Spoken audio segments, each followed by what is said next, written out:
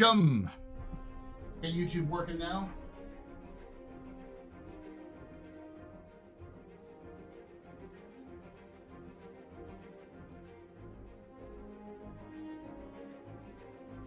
So let's talk that long ISC.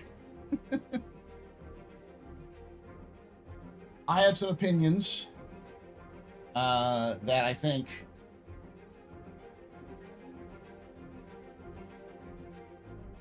Nick's next patch. What's your thoughts? We'll talk about it here in a moment. Like you're jumping right into it, y'all. I haven't even gotten everything finished yet.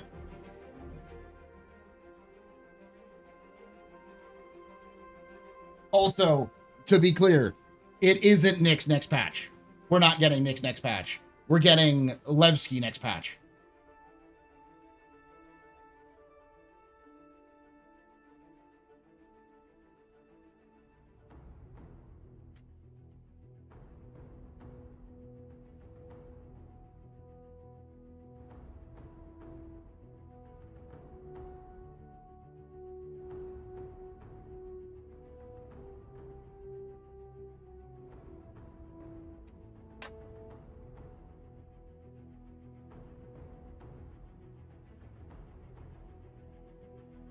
We have some I told you so's. For me, yes. As I joked, I think on last Thursday, that like we're gonna get Nyx if I'm right. If I know CIG properly, I'm gonna be wrong, but CIG is also not going to be right. All right.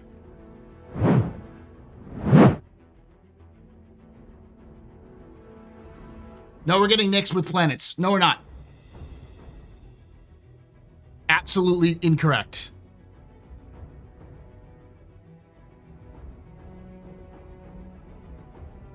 The reason why you're incorrect is because you are saying that... Hold on.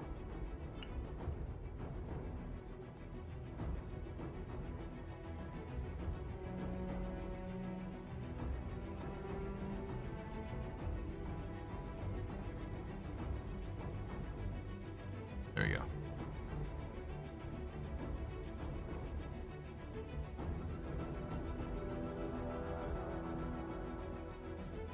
Yeah, they said we're getting Nyx one after Vulcan. All right, Alex. So yeah, we're getting Nyx without hacking or scanning. But we're not actually getting Nyx.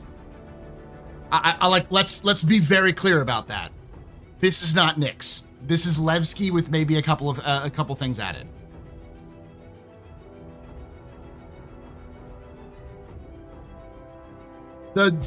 I've got opinions on Nyx 1. Now, partially... You can take away my spaceship. You can take away my space suit. You can even take away my space lasers. No computers. But you can never... Never. Ever... take away my space game.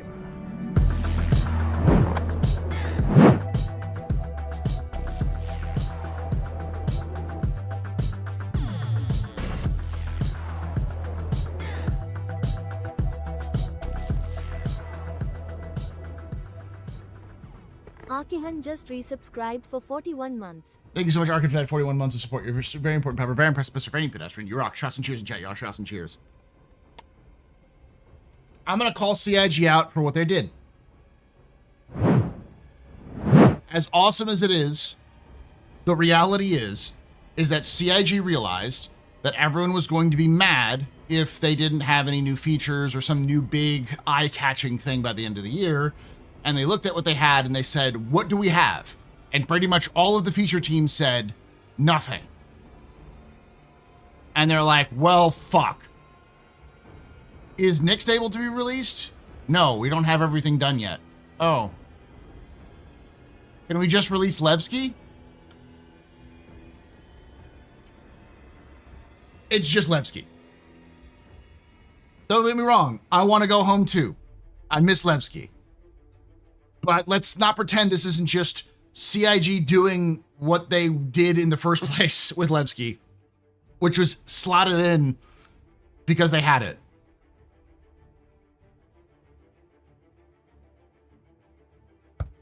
So what I've been working on for the last 9 months? More than Squad 42.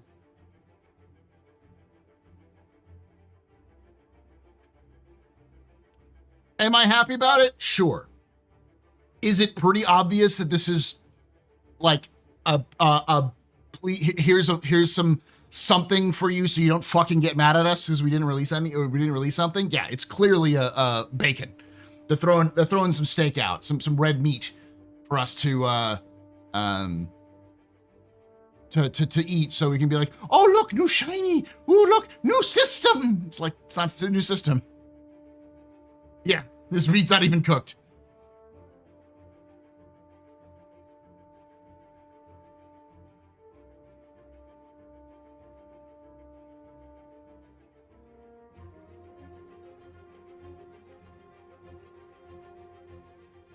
We'll talk about the instancing here in a moment, but let's the one thing I'm a little concerned about is CIG seems to be doing what they've been doing for a while, and it needs to stop. CIG is like, well, we've got new tech and we need to show it off. So what are we gonna do? Let's put let's make one of the in the new system, let's make one of the planets habitable. Okay. But why? Because the narrative they've crafted around Nyx, and especially Levski, makes no goddamn sense now.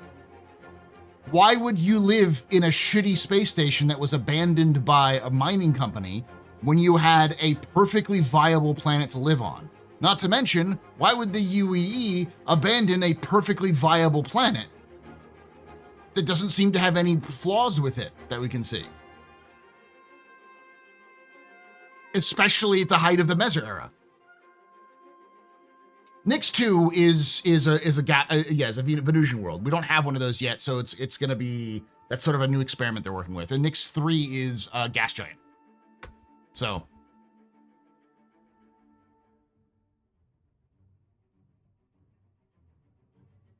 oh, it's an ice giant, you're right.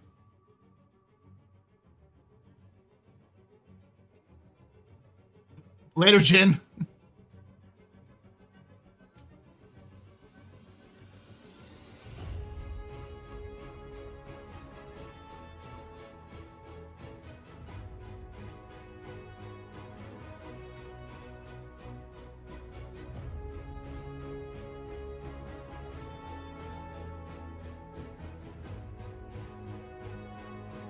I don't know what they did, but it's a problem where they're letting their tech guys run the show rather than working within the boundaries of what they've already created. Of course, sometimes things need to change. They need to retcon some things because, you know, the world that they envisioned before 2015 didn't have any landable planets or minor landable planets. And now that's kind of changed. So they have to change some things. But there was no reason for them to turn Nyx 1 into basically paradise.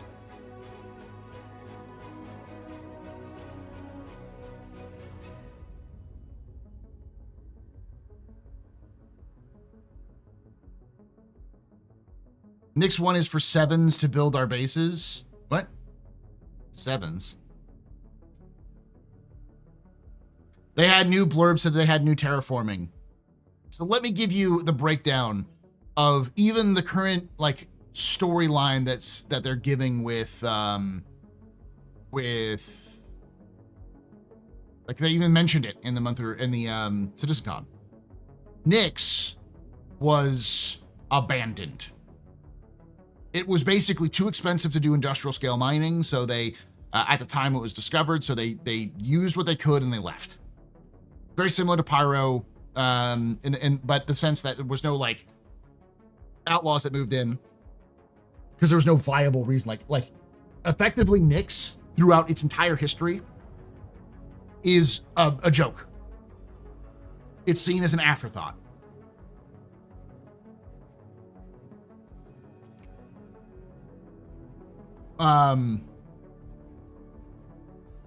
And there's nothing wrong with making up new lore. They did that with Pyro. They changed some things around. The problem is that it completely throws everything they even just said at Citcon out the window. Because now you have the People's Alliance is on this asteroid when there's a viable world that has been terraformed there. And even if you're like, well, this is a new terraform, the terraforming process takes decades. So this would have had to been done in like 2945. And they did, then who did it and why? It's Nyx. It's a joke. Like, that's the whole reason why Nyx was able to survive the Mezzers, because nobody gave a shit about Nyx.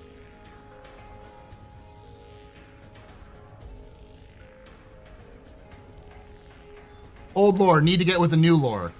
But then it doesn't make any sense as to what the People's Alliance is doing there. The problem is that it's the old lore. Yeah, new lore is conflicting with old lore, and they haven't updated old lore at all.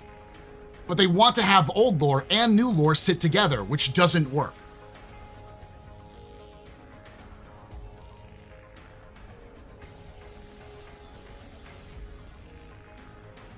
Yeah, but who terraformed it though, Stick? That's the problem. There's no explanation, and there's no reason why, because like if the UEE did it, then there would be no conflict of the People's Alliance if they should or shouldn't join the UEE, because they'd have already agreed that the UEE should be able to terraform the first planet. And if it's the new stuff, who did it and why? Wouldn't make any sense for that second chance terraforming company to terraform Nyx 1 either. No, because the scientists behind the ASDionics facilities were only working like 5 years ago.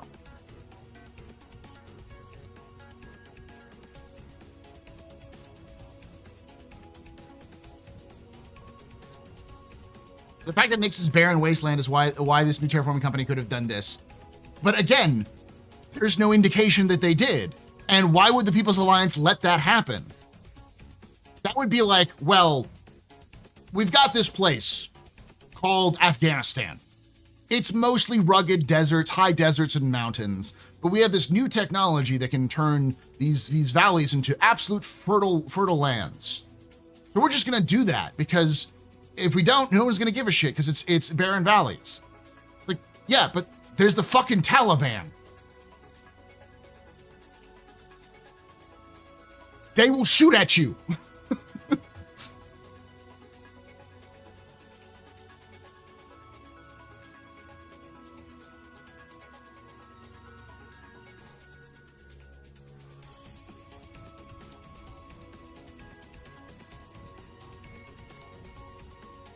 This is a problem, because this is something that CIG has been doing for a while, where they'll take retcons, they'll invent new reasons to do things. Like, it's, how to put this properly, they're letting the gameplay designers, not even the gameplay designers, they're letting the like individual teams take cool shit that they want to do and put it into the game, and then being like, the fucking storyline doesn't fucking matter, and then doing these instant stories where the storyline matters. Take away my space game. It's like, this doesn't work.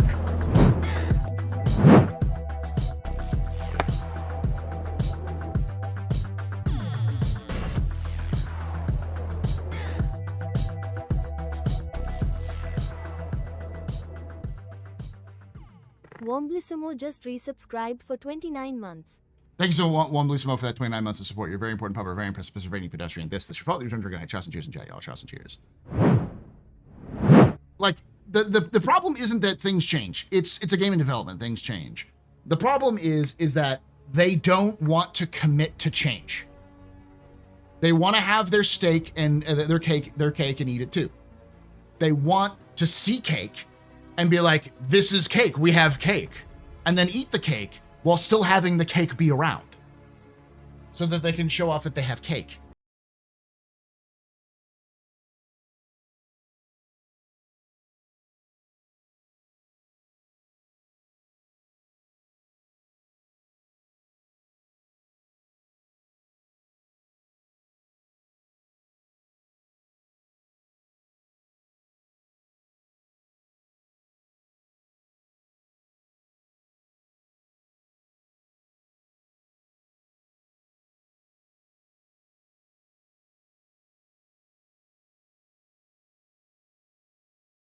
Expat. Welcome everyone for Pat's Past Stream. My name is Paul Berserker and Batman Shell, your humble host, the space bartender here at the AstroPub, your space bar at the end of the universe. Sit back, relax, enjoy the show. We got a good one for you.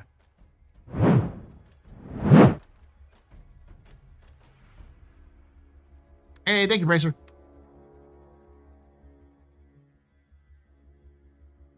Too many cakes. I'm confused now. All right, I'm gonna try to set it down to be like, to make it as simple as possible, because I know it can be kind of confusing. The issue with Nyx 1 is it seems to be that there is no structure. There is no one behind the wheel guiding which direction they want to go. The lore team writes this lore story with the mission teams and maybe the AI teams, and they come up, they work with with other teams. And then the Planet Tech team is doing their own fucking thing that's completely separate from the story and lore. And they're not in congruence with each other. Like they don't mesh at all. And while that's fine for plenty of other games, Star Citizen's concept, and the whole reason why they're doing things like instance content is for telling stories. So if you want a universe that's a living, breathing universe, it has to feel living, breathing, and have a reason for it around there. There's going to be holes because, fuck it, it's a video game. Like, color of space. Like, why is the area around Vanduul space red? Because art. That's fine. It's just sort of like artistic. You can come up with gobbledygoo, radiation leakage shit, whatever. But Nyx 1 doesn't make any sense.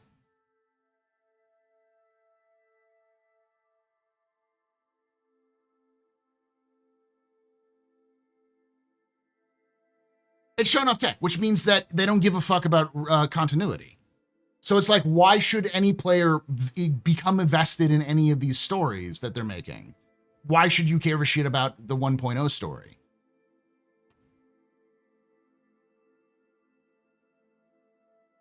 To be honest, I don't care about the lore of the game. I love when people in my chat say that. I'm like, man, there is definitely a disconnect between the two communities I have. The people are like, lore. Paul's doing a lot about the lore. I like the lore. The lore is interesting.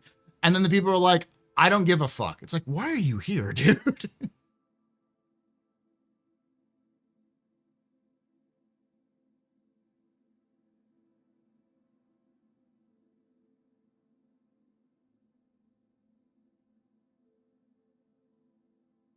Yeah, that's a good way of putting it, Hoster. If they don't care about lore before release, lore won't be good on release. It's not even just lore, it's storytelling, it's world building. And if they can't keep consistent on it, it seems like, why should we invest time other than, Skinner box?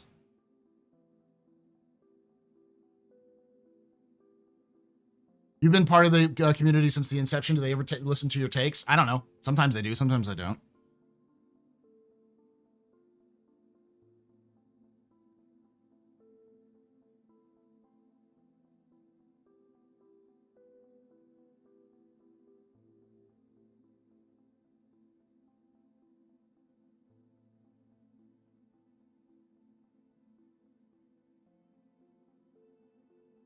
My cup breaks the immersion because it's see-through.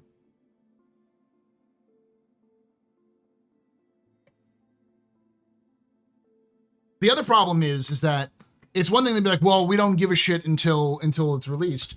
Squadron 42 is part of the same lore. So you can't just change shit from Squadron 42 to Star Citizen without an explanation.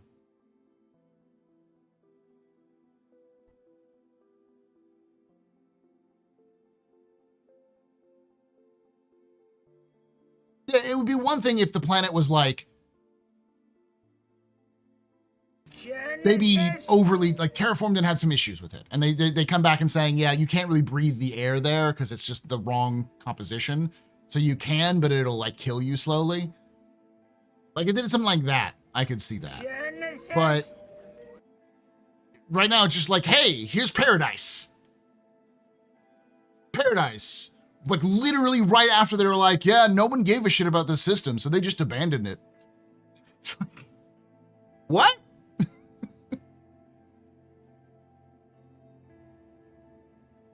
Genesis.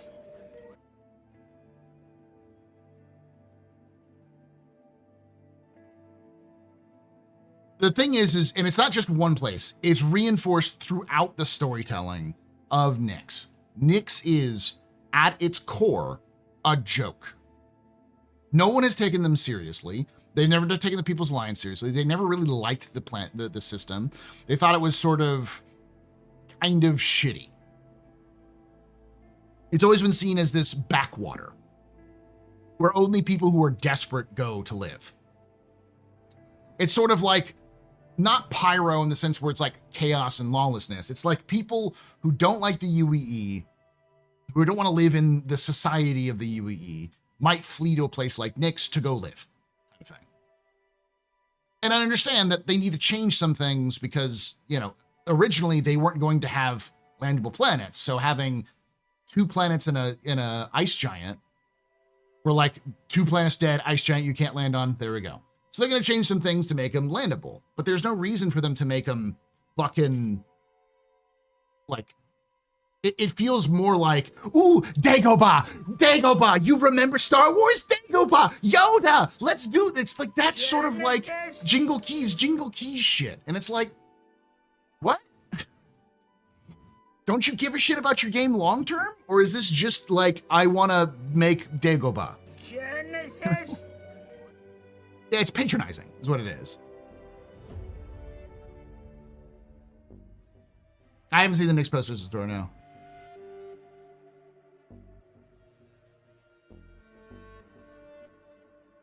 I'm asking for consistency since CIG seems to be dedicated to this we're going to 1.0 thing. It's like, then you need to be consistent when you're doing 1.0, especially with a game like Squadron coming out, which is huge in terms of its own storylines. They're going to have to keep those congruent with Star Citizen. And if they don't, they have to explain it. They haven't explained it at all. So it's like, so this is just the Planet Tech team gets to do whatever the fuck they want and fuck the rest of the game. We'll just do cool shit from now on.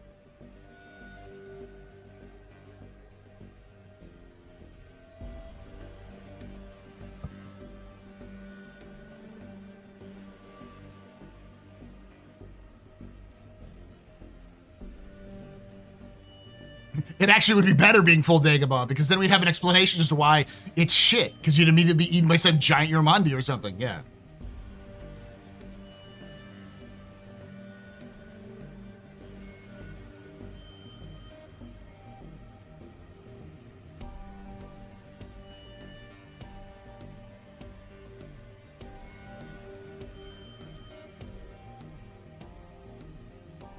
Oh yeah, definitely Christian stuff coming out.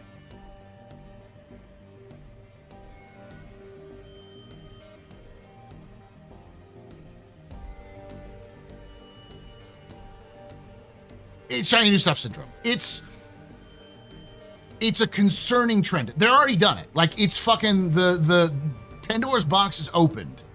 Now it's up to CIG to completely rewrite Nyx's past as to explain why everything is the way it is. I don't think they will. I think they'll just be like, what? They terraformed it. Why didn't they want to go there? It wasn't valuable. Like, so they invested millions in credits to terraform a planet to perfection and then just left. Why are we giving a shit about, like, why does the synth world exist? What is that purpose?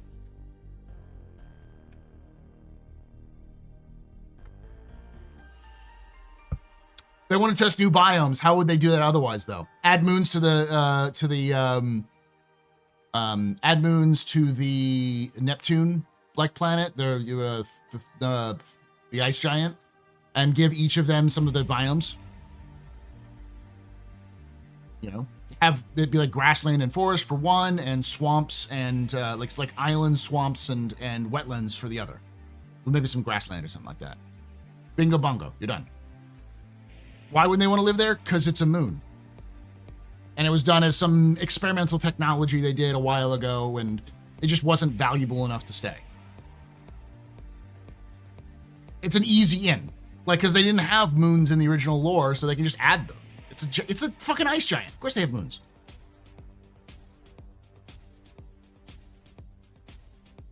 No, and that's the problem, is they have new technology and they want to play with the new technology. So they're just saying, and it wouldn't be so much of an issue if they changed it, if they changed the lore in the background of like the People's Alliance and Levski and Delamar and all that sort of thing.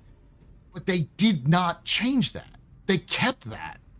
So it's like, why do you keep this section and then you have this thing that makes this thing completely pointless? Like, this doesn't make any sense now.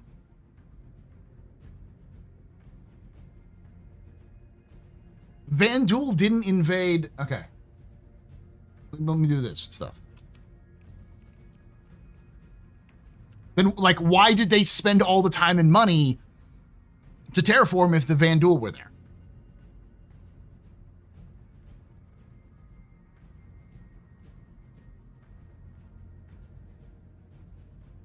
So the Virgil fell in 2732.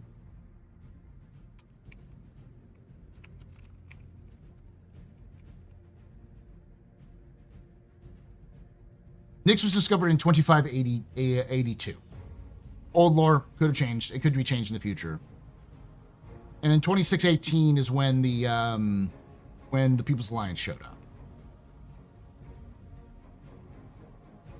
So for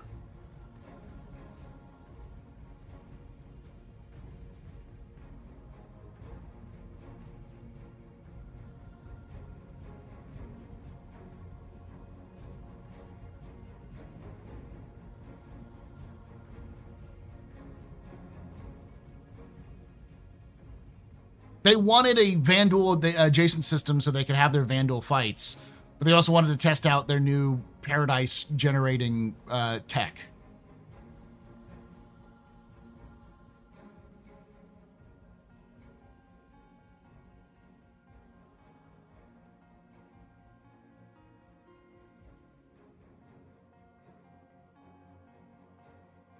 Yeah, like if the system is dead, why haven't like if the system isn't dead, why has the Vandal not invaded fully?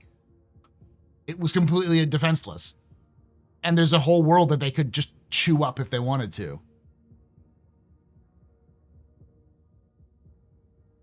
Hey, Slum. Explain to me 5. What's the problem around Nyx 1? Okay, I'm gonna have to do this a bunch, but let me sit you down, and I'm just gonna do a capsule. This is just gonna be a rant. Hold on, chat. I'm gonna turn the music off because apparently I can't do music right. So, see if I can't change my camera settings a little bit too. I think I look a little too red compared to what I actually am. I don't want to look yellow though.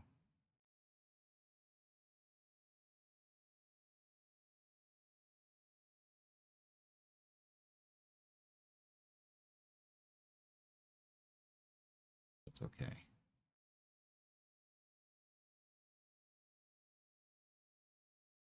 Not Paradise of Constant Raids of Vandal thing. Again, Virgil didn't fall until 2732. Nyx has been around. Nyx was abandoned and settled by the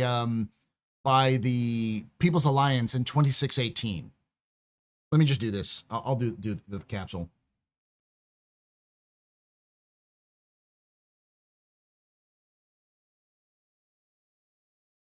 Oh, hi.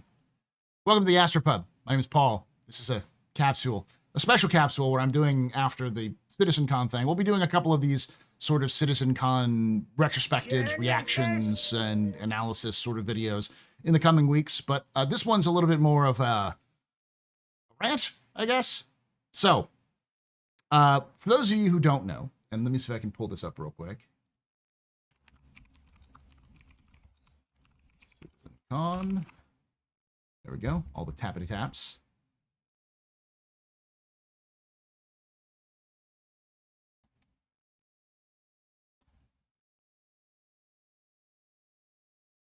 Do.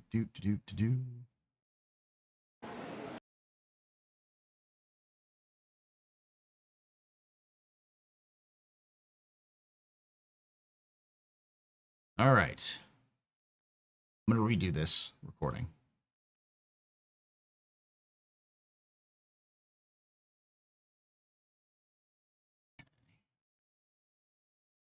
All right, doing the recording one more time.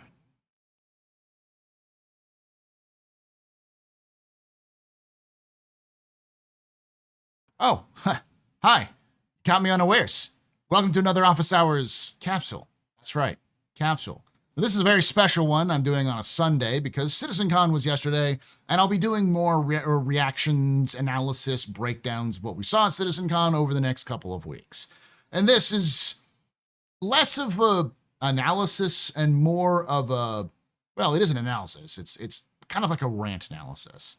Because for those of you who haven't seen this so far, I'm going to show you a little bit music off, volume off, so you can kind of see one of the things they've been doing. They're doing with Nyx, which has now been announced to come out next month. Not really. It sort of. It's just one thing, maybe two things, where everything else is still, not even the planets are in yet. But let's take a look at this. I'll show you what I'm talking about, and then I'll show you the kind of the problems that I currently have with their implementation of Nyx. All right.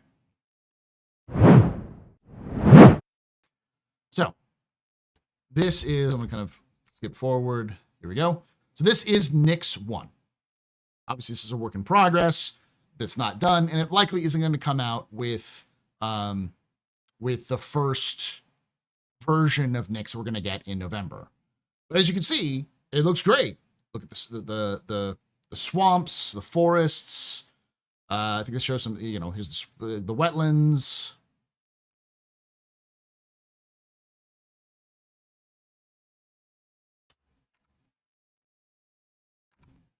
There we go. Kind of skip forward a little bit more so we can get an idea.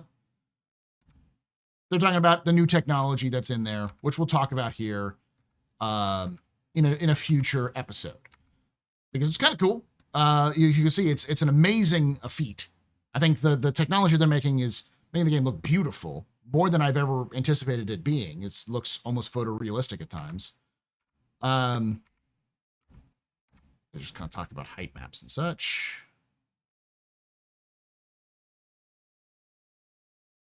So the issue comes down to Nyx 1 as Nyx 1. Because as we can see here, this looks habitable. This looks like paradise, basically, compared to anything we've had before. Tall mountains, glades, large savannas of rich grass, wetlands, and even, swamps. It looks beautiful. Now, here's the problem. Nyx is also an abandoned system. Let me do a little bit of lore. Normally that's in my Astro Historian stuff. This wouldn't fit with the Astro Historian anyways, but here's the issue. Nyx was abandoned. You can take away my space. I have to turn that off, my bad. Nyx was abandoned. So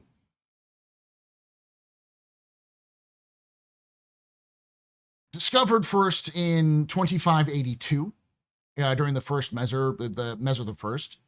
They kind of gave it to a planetary group that mined the resources out of the Glacium Ring, which is the big sort of surrounding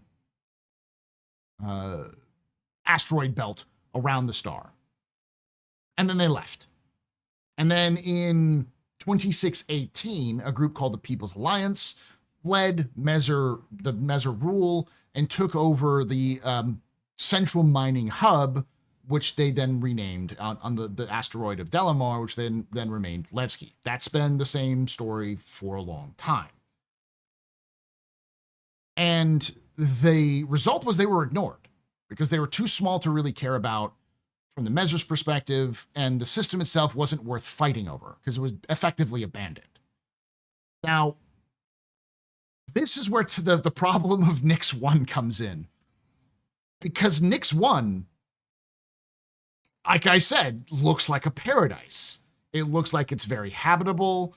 Grasses, like grasslands, which seem perfect for farming. You've got mountains, which probably teem with resources.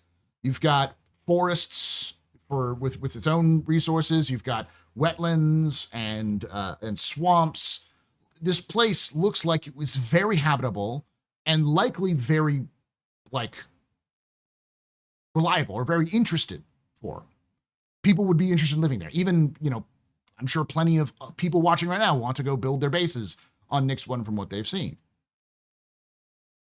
But that's where the incongruity comes in, because CIG still wants the system to sort of be in this limbo state, an independent human polity away from the UEE that's mostly been able to be independent for most of its existence, and is sort of having this issue of, well, now the Vanduul are raiding. It doesn't make a lot of sense, because no matter how you sort of try to spin it, having Nix 1 be a paradise kind of clashes with the themes that the lore has set out since now.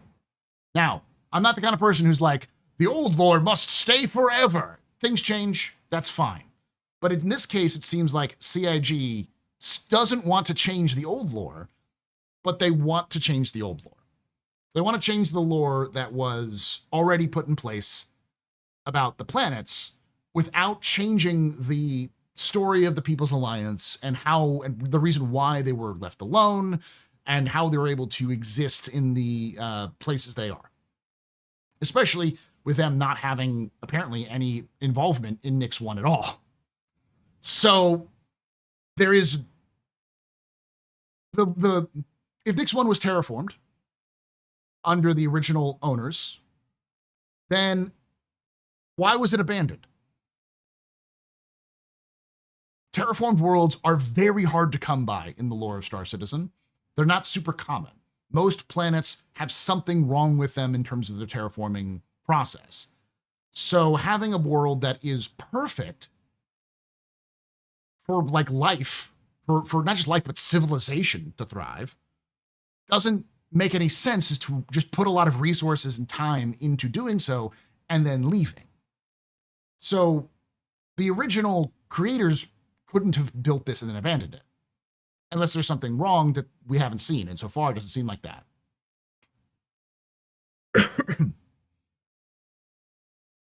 Then the People's Alliance don't have the resources to do it either.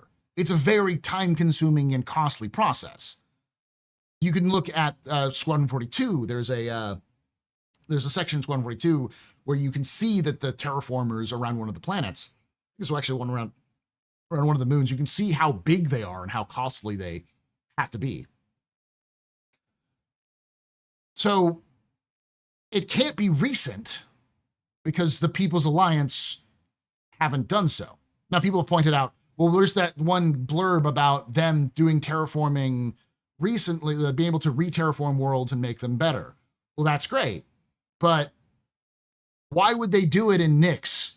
It's not Pyro. Pyro, you can get away with stuff because there's, a hodgepodge of fighting polities inside the system itself. Nix is owned by the People's Alliance. I use the example of, what if you had this miracle technology to create green fields out of very harsh environments? And you go, oh, this is a perfect place we can go. We can go to Afghanistan and use this technology on the grounds, because no one's, there's nothing really there. There's not really many strong polities. It's like, but there's the Taliban, and they'll probably shoot at you if you try to go on their land and do that. And the People's Alliance, who are anti-UEE, would probably shoot at you if you came in from the UEE to terraform one of their worlds, because it is their world. They control it. They have protections and military, as much as it's more like a militia, it's still a militia. So why would they even allow it to happen in the first place? And what benefit would they get out of it? There's just no logical reason as to why Nix 1 would be terraformed the way it is without some significant change in status of the People's Alliance. And I think the problem is that they want to tell this cool story where you're fighting against the Vanduul and the People's Alliance is sort of this independent polity that's not fully integrated into the UEE, and that's going to be kind of a story going forward, they want that whole thing. but they also want the Planet Tech team to go, ooh, shiny, shiny jingly. Look at the new shiny. Look at the new shiny. Jingle, jingle, jingle, jingle, jingle, jingle, jingle. We want people to play on our new worlds. And it just creates this clash, this narrative clash of like, this doesn't make a lot of sense. Especially since it seems like the first world is likely in the Dark Nebula, which doesn't look like a Dark Nebula anymore, but you know, that's a completely different thing. So this seems to underline another problem that CIG is having, where it seems like there's no plan. The teams don't seem to be talking to each other. And it seems to be the only plan to going forward is whatever cool stuff they've cooked up. And they want to make their artists and their coders and their designers happy by letting them do cool stuff, which doesn't make a video game. That just makes a series of cool stuff. So if they're serious about creating like a living, breathing universe, which is one of the reasons why they're investing so much time and effort into instancing, then why do they also seem to not really care about how their universe is created? And again, this isn't an issue of like, they've changed the lore, I am mad. No, if they change the lore, that's fine. It's a game in development. But then you have to make it make sense, like they did with Regen, like they've done with Pyro, where they kind of made the changes and sort of like, okay, this is the reason why, which sort of reshape what was supposed to be around there. And it seems like this is happening more and more, where cool new tech is driving the decisions and not like a vision of what the game is going to be. So hopefully that kind of lays out my issues with it. Maybe if CIG sees this, you can pass it along to them, because we definitely need an explanation somewhere along the line, because this leads to a further rot, which can cause problems down the line. Because when you reach 1.0, the question at that point is this worth all the time and money and investment and time and like engagement? Why should I care if you clearly don't care about the long-term health of your game beyond cool new shiny? Why should I care about 1.0 or 1.1 or 1.2? This sets up a big challenge of, what are you doing? Like, where is this going? And if you can't really say that, then it's clear that you don't have an idea of what the game is going for. So this is more of a, please, tell me I'm wrong, explain to me, CIG, and hopefully other people who are concerned about this, as to what's going on, so we have a better understanding. Again, I'm not against changing lore. I just would rather it make sense. Hopefully that made some sort of sense, this sort of rant. I want to hear your thoughts down below in the comments below. Whatever you think about, if I'm crazy, if I'm wrong, if you don't care at all and you just want new shiny jingly keys, that's fine. You know, go jingle them keys, baby. And if you did enjoy this, hit that follow button on Twitch, subscribe to us on YouTube, hit the like button, and hit the bell icon to be notified when these release. Thank you for watching, and like I say every time, hope to see you someday at Black.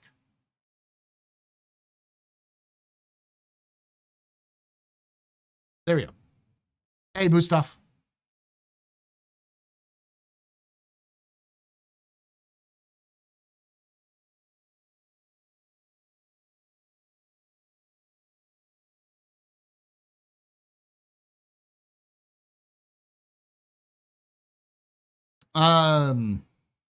Pyro's fine.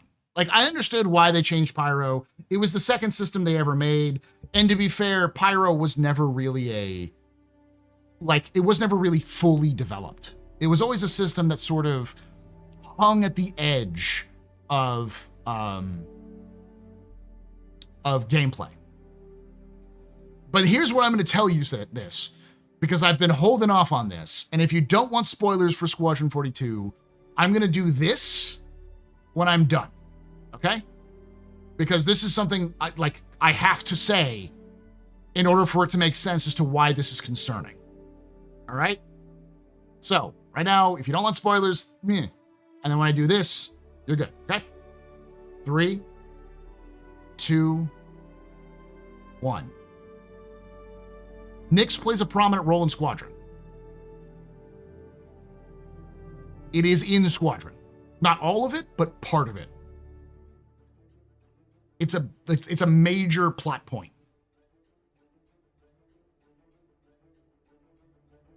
So, yeah.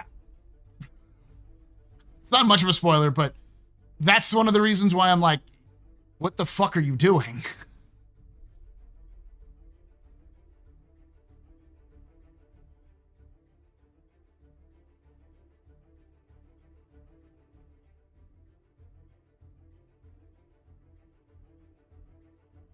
No, it is a squadron asset. We've known since like 2018. That's the same reason why the Stinger is being added, because it's a squadron asset.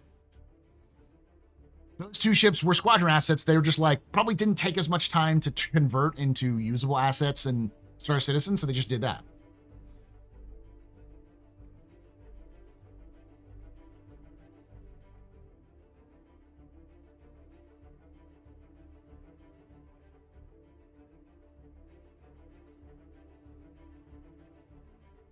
What's the likelihood of they hit the mark for Squadron 42 release? I think it's 50-50, honestly. What if Dix 1 was terraformed during Squadron 42? But why? That's the problem. Like, Nix 1 doesn't make a lot of sense to terraform. I go back to the analogy of Afghanistan and some new tech company with this brilliant idea for changing how fertile land can be. Like, why go to Nix? There's no explanation for it. The People's Alliance can't pay for it. They're broke as shit. Like, they're barely hanging on. If they could pay for a fucking terraforming of a world, they don't need the UAE to protect them from the Vandul. They could build their own goddamn Bengals, you know?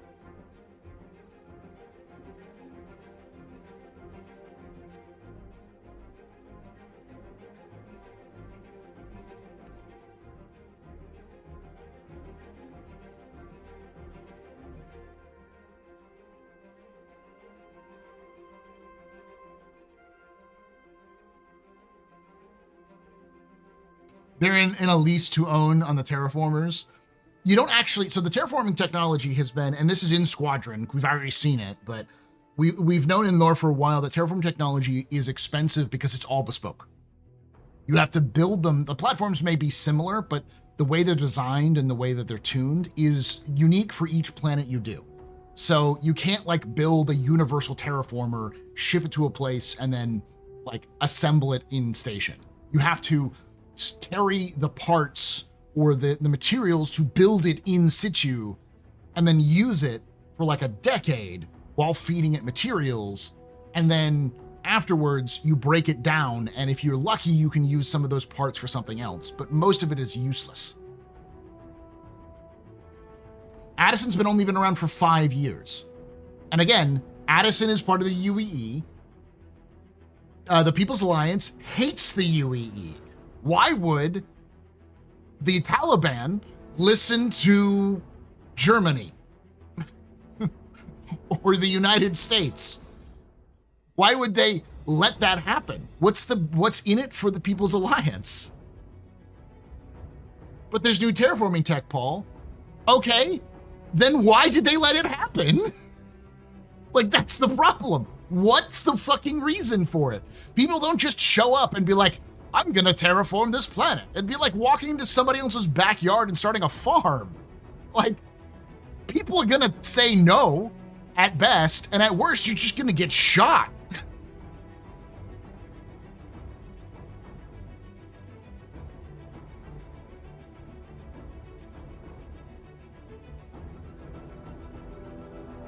Vandal don't have terraforming, not that we know of.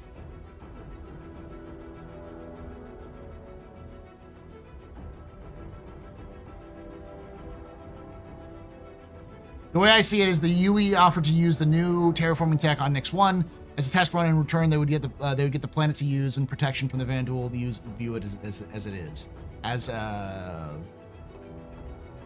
doesn't make any sense either, though, because terraforming takes a long time. Even if it was accelerated terraforming, it would still take a couple of years. And there's no reason for the UEE to do that. Why would the UEE terraform a planet? Why would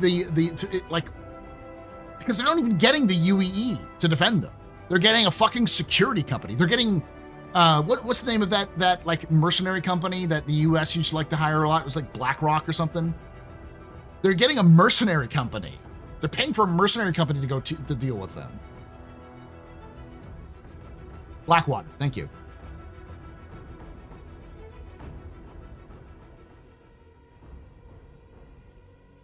There's ways around it. I mean, they, like if they made it irradiated as shit, but generally speaking, you don't make something lush and green and fertile. You don't make this. You don't make this, and then to make it look so pleasing, and then kill you when you walk onto it. It doesn't work with the brain. It doesn't work with like artistic expression and like themes. And if there was one thing that CIG loves to do, and they lean on more than anything, is artistic interpretation rather than reality. This is the reason why there's like a space where the Virgil jump point is red, even though that doesn't make a lot of sense, because Virgil used to be a human planet. They could, or human system. They could come up with other things for it, but you know, that it's that vision, that image is supposed to be scary. If this was supposed to kill you, they would have made it rainy and glowing green, like they did with the ASD Lazarus facility. They don't. So there's gonna have to be some flaw or some reason why this exists. And whatever it is, it doesn't work with the idea that the People's Alliance is sort of a joke that can protect themselves and be a nuisance to themselves, but were mostly just ignored because they didn't cause a lot of problems. All right, Malakina.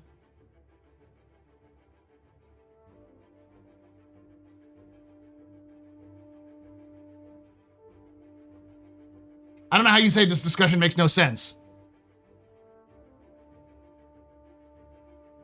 This looks like heaven. Exactly.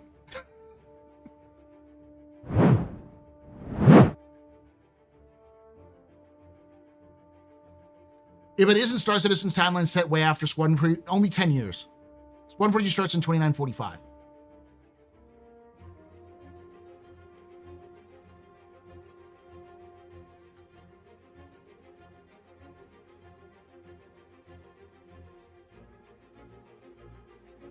Do you think they tossed the idea of continuity for sake for implementing important tech like Genesis? They prioritize testing over tech over upholding lore? Yeah, 100%. That's exactly what they did. As I said earlier, it's distraction. New shiny over trumps their like actual narrative. Which again, why should I give a shit about your narrative if clearly you don't give a shit about your narrative?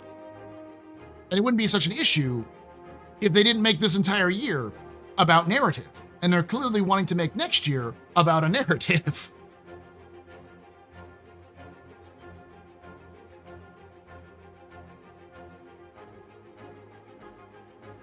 Won't want to make changes to Squadron. That doesn't make any sense that they would be making changes to Squadron this late. Unless it's already been like that for years, and it doesn't seem like that. The lore will only really constitute to 1.0, though, wouldn't it? Everything they have up to now is part of the lore. It's not like they're going to do a reset when the lore happens, when 1.0 happens. Everything we're doing right now is part of the lore.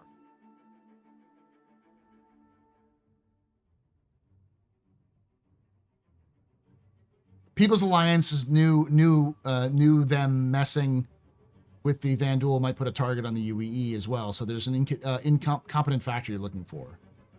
There's two incompetent factor you're looking for. No, because it's the Shattered Blade, guys.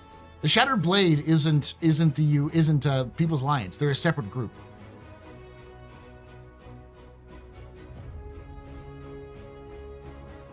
CIG could just say this is terraform planets from another system for testing purposes. Yeah, but they didn't. They called it Nix 1. They talked about how like there's going to be a jump point between Stanton and Nix temporarily. They even said that was going to be a temporary one. In this case, they specifically said, oh no, this is Nix 1 now. We've come up with 5 good explanations. Chat's moving so fast, I can't see your explanations. What are the 5 good explanations, Essential? I'll take a look at those.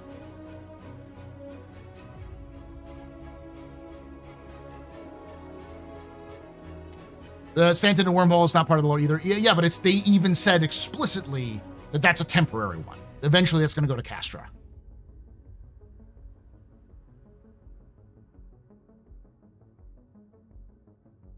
Makes me want to rewatch the original Lore Masters video. In the defense of the lore team, they were writing for a game that doesn't exist anymore, and they needed to change things. And like I said, I have no problem with the changes. They just need to make sense within their own, even in their own game universe. No spoiler warning for the Shattered Blade. It's been leaked so much, man.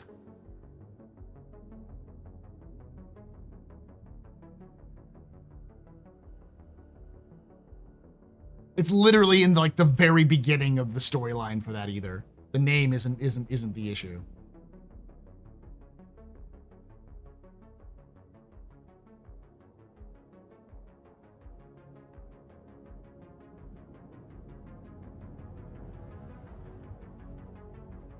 One, this tech was related to the Shattered Blade that did get to the Vandal did get to the Vandal attention. Then why? Like, who did it? Are you saying the Shattered Blade terraformed it? Because the Vandal don't have terraforming technology. It's one of the reasons why they don't live on planets. They harvest them. That's sort of their whole thing. They're a nomadic race of harvesters who come in and just raze everything to the ground to take and then leave. That's their whole shtick. This cooperative effort part of the UEE, that doesn't make a lot of sense. Because, again, if this was being terraformed between the UEE and the People's Alliance, what benefit does the People's Alliance get other than the UEE taking over? Because as of their own discussions, the People's Alliance haven't decided to go with the UEE. They're still in this limbo state of where, like, they're not accepting the UEE's control, and that's why the UEE is sending that security solutions company, because they're not UEE, they're a mercenary company.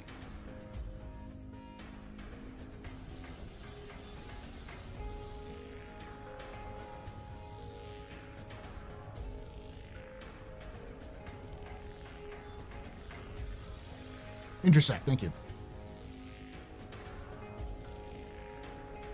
Do you think Vandal might fully invade Nyx post 1.0? Probably. They adapted tech? What tech, though?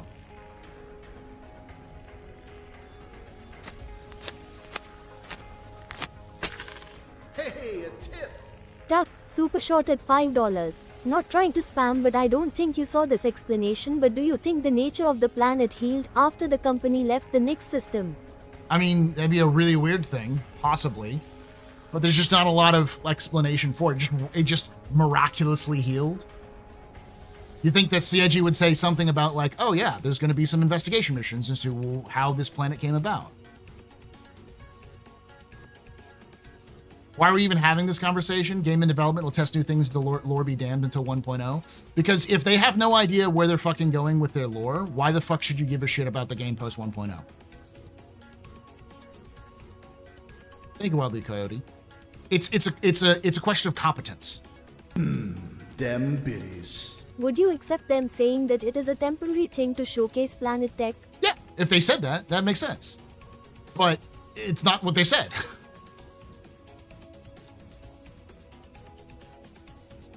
The planet is just now low-hanging fruit. It adds so much to the environments and play areas. I believe that since it didn't change they didn't change the lore, that they still intended to be lore placeholder. Well, then they got to say that, because right now they're implying that it's lore. It's a Nyx 1, and they haven't said it's a placeholder. It's Nyx 1.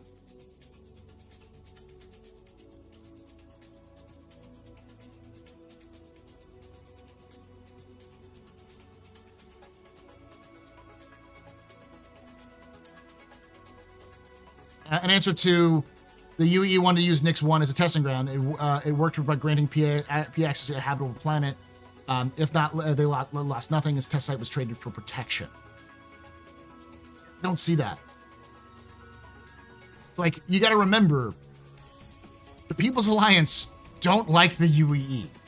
And it's implied that it's only recently that the Vandal have started to invade, and that that the UEE is starting to get involved.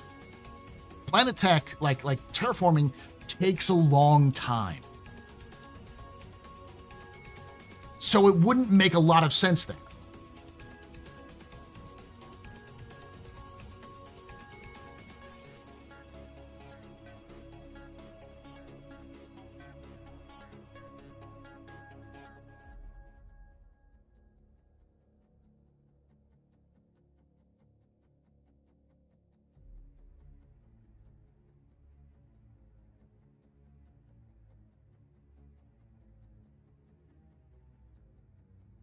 I mean, the old lore doesn't make a lot of sense.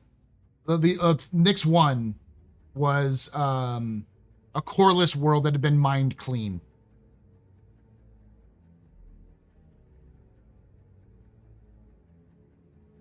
Nyx 2 is the same, actually. It's a Venus world. And Nyx 3 is was an ice giant. So like that, they haven't changed those two. They just changed Nyx 1. Does Terraform take place new time with this new tech? This new tech was just announced. It was just announced like a month ago in lore.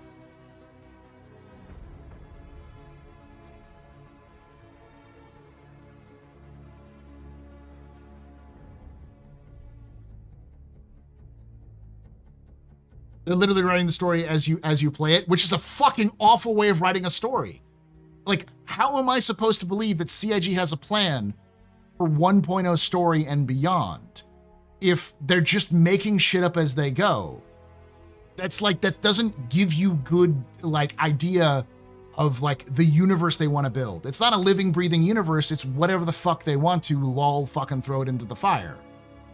Like, that's fine if that was the universe they wanted to build.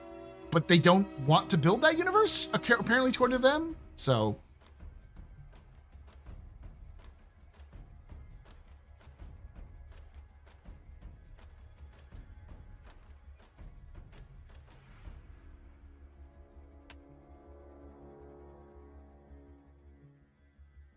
pointing to and is not the same. You're just coming up with excuses for them, Hamilton.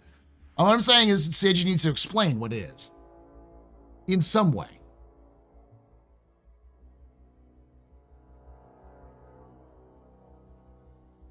What would you do to add new shiny without breaking lore? I wouldn't have made Nyx 1 a habitable world. I would have used all the two new cool technologies to make new moons around Nyx 3 and have those worlds be like dual biomes.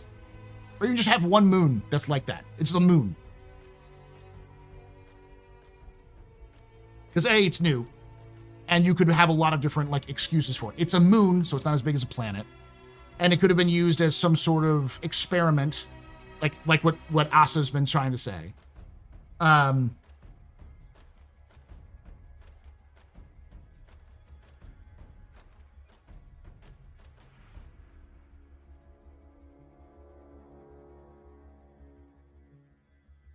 Yeah, and if the planet's been there for a while, why did they not choose? There's just wrongs. All right, I've talked about an hour about this. Let's do the other things. What I'm saying is, I am not both satisfied with what Nyx 1 is in terms of its the narrative that they want to go, and also I am also concerned with this seat of the pants, new shiny approach that they're taking to their development. Because it feels like aimless. It feels purposeless. It feels like CIG doesn't know what the fuck they're doing, and they're just letting their individual teams dictate how things are going because they're so terrified about losing staff that they want to let the staff kind of do what they want. It's letting the artists run loose without constraining them in a box, which is a problem CIG's had for a while. They need a box. And when they talked about how 1.0 was the goal and they kind of set out 1.0, and of course Squad 42 is coming out, I was like, okay, there's the box. There's the box that you can play in. This box that's been created by all of the different, designers and stuff.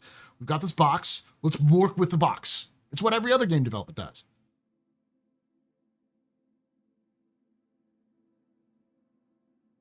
Dem biddies. They are doing the temp jump gate. Could say it is a Castra moon temporarily modeled in Nyx. Exactly. Everything else in the game can change. Why are we pretending the lore is immutable? I'm not saying the lore is immutable. I'll say this one last time, because it seems like a lot of people are upset or think that I'm like upset about CIG changing the lore. Lore changes because it's not done yet. That makes sense. You come up with cool ideas, new ideas, that's fine. But CIG is not changing the lore. The People's Alliance is almost exactly as they described them in lore. The situation that People's Alliance in makes 100% sense comparing it to what they've talked about in terms of the history of Nyx and the People's Alliance. That's fine. Nyx 1 doesn't make any sense in that context. So they either need to change the People's Alliance and the status of Nyx, which would be difficult because it's a huge part of the history of the UEE that they've laid out.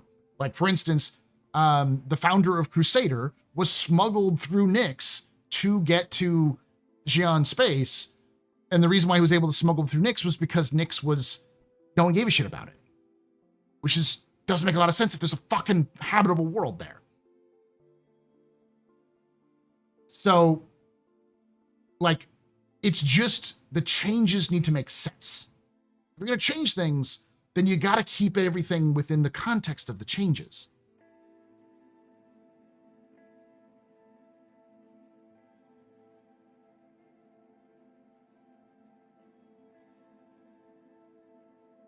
No, the People's Alliance makes sense. Because the UEE is not exactly great. The People's Alliance wanted a democratic system that the Mezzers had gotten rid of. And now that the UEE is back, there is clearly some contention because people are like, well, they've changed. But they didn't really change. It's still the United Empire of Earth. It's just slightly more democratic than it was before. There's still an autocracy. Or oligarchy. You still need to like earn citizenship. That's the kind of thing that like Nyx isn't really, People's Alliance aren't really cool with. So.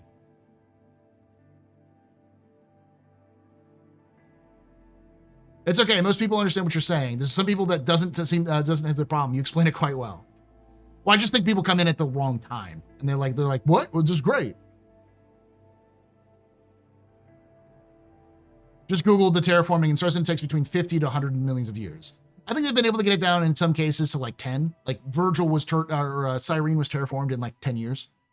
So it depends on the planets, but yeah, it doesn't take a long time compared to what it used to in the lore. But it still takes a significant time. We're not talking a day. You're not producing a new world in a month. You're producing a new world in like a decade. And if you can half that time, it's still, funding too.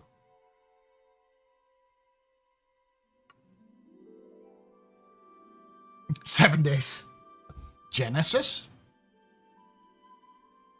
They still call themselves an empire. They did an entire story about it, a lore explanation for it, where they tried to reform the UEE they tried to basically disband it and create a new government called the Democratic Stellar Union. And that reform movement failed. It failed by a handful of votes. And there's a lot of like context. It was happening right after the fall of the Mezzers, and there was some movement to do it because people wanted to get rid of the old Mezzer regime, but people were afraid that by doing so, it was going to ruin the economy because part of that whole process was to move the capital from Earth to Terra. And that scared the fuck out of the people on Earth and all of the institutions on Earth that had been built around Earth as the capital. So you had the old guard that actively used misinformation and disinformation to scare the fuck out of people, being like, dude, we're going to go into a depression. You're going to lose your job. You're going to starve. And so people freaked out about this change. And other people were like, no, this needs to change. And there was literally a fucking street fight over between these two sides in these protests during the negotiations, during some of the early works. And the Imperator at the time, who was one of the people who was pushing for this change, she said, I'm not having us split into a civil war. Not going to descend into a civil war over this shit. Let's just push it, and if it goes, it goes. If it doesn't, it doesn't. And it didn't go. It didn't pass with enough votes. It was like just barely failed. And so that led to the creation of the, what are they called? The Transitionalists. The Transitionalist Party is named because they want to transition the UEE into the Democratic Stellar Union. They want to move the capital to Terra. It's the whole linchpin of the 1.0 story.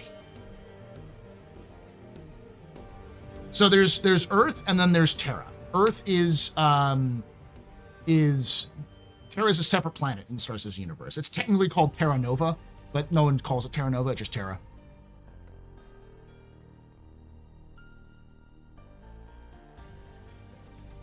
Yeah, Earth is an analog for the late Roman Italian aristocracy, and Terra is supposed to be Byzantium or Constantinople. I don't think it's out of the realm of possibility utilizing alien tech in some way to explain it. Of course, PA kept it a secret as long as they could. But, like, we're not talking about something simple. This isn't like a snap of the finger and you're done. Not even the Xi'an have that sort of technology. So, like, having something that's like, oh, well, they secretly, it would kind of, like, strain, like, believability. How could this small group that was basically kept out of the crosshairs of the UEE because it was mostly non-threatening, gain enough resources to secretly terraform an entire world as a paradise with with brand new technology that not even the UEE has? The second the UEE would discover that the People's Alliance had something like that would have been an invasion. The UEE would have come in with a fucking Bengal carrier and fucked everyone up, because that's just immediately like, that's a threat. And we know because they've done that before. They did it to Stanton. They did it to the Nexus system. They do that shit all the time. Yeah, let's move on to the next section because some people are getting pissed off about it.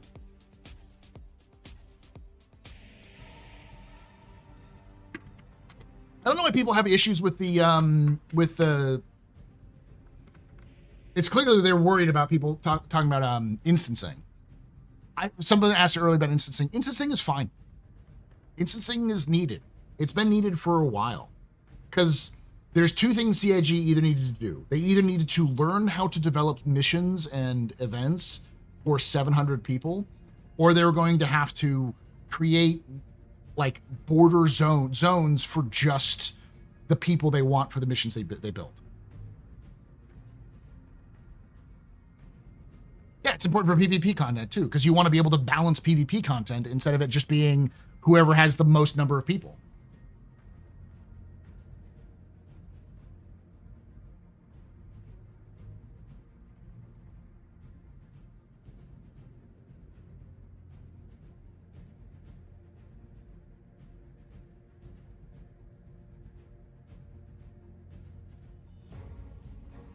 Having a fleet warp into its own instance is amazing. I like the idea. It's basically taking all the technology and utilizing for what it is.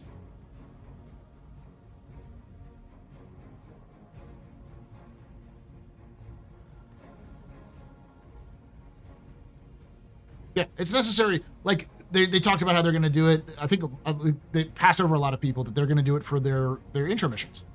Like the beginning of the game, you're going to be in an instance. That's the same thing that happened with Elite. Elite had its like tutorial missions in an instance. And I almost guarantee you, considering this is CIG we're talking about, you're going to get like a 2 to 3 hour experience, which is going to be scripted and with like cutscenes or like with fully animated characters to sort of like introduce you into the universe. The only thing I hope they do is they allow us to like skip it, like, you know, just not have to go through it. Yeah, instance content is ancient. It's been around since the beginning of MMOs. And I know a lot of people are upset about it because they also want sandbox content, but they will still get sandbox content. This is new shiny. CIG wants new and shiny.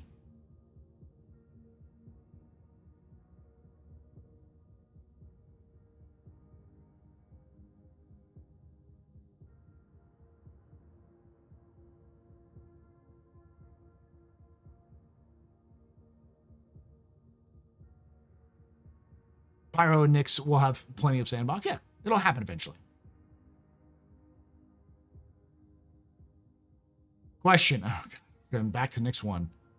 Nyx 1 looked fantastic. Do you think we'll see what we saw at Citcon when Nyx releases next month? I don't think we'll see Nyx 1 in game until after the release of Nyx. I don't think Nyx 1's going to be in game. I think it's going to be released with just the Levski and then their little, like, that one little mission.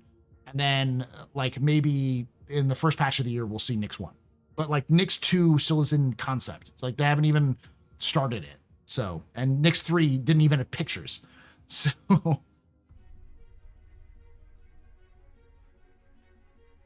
Rockcrackers would be part of the sandbox. It's just, Rockcracker is just Hathor, guys. It's Hathor with spaceships.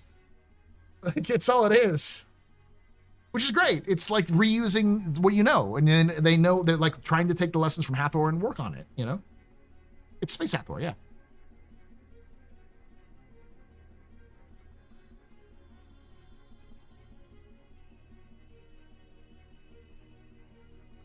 It's a ice giant.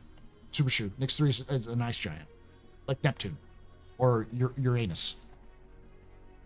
Specifically Uranus. I could have missed it, but what were you're basing your claim that Nyx would be released incomplete? What are you basing? They said that it wasn't going to be complete.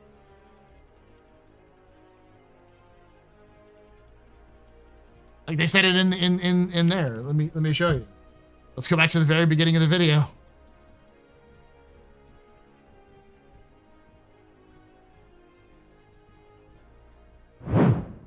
Has been working pretty much flawlessly with up to 700 players online of player experience.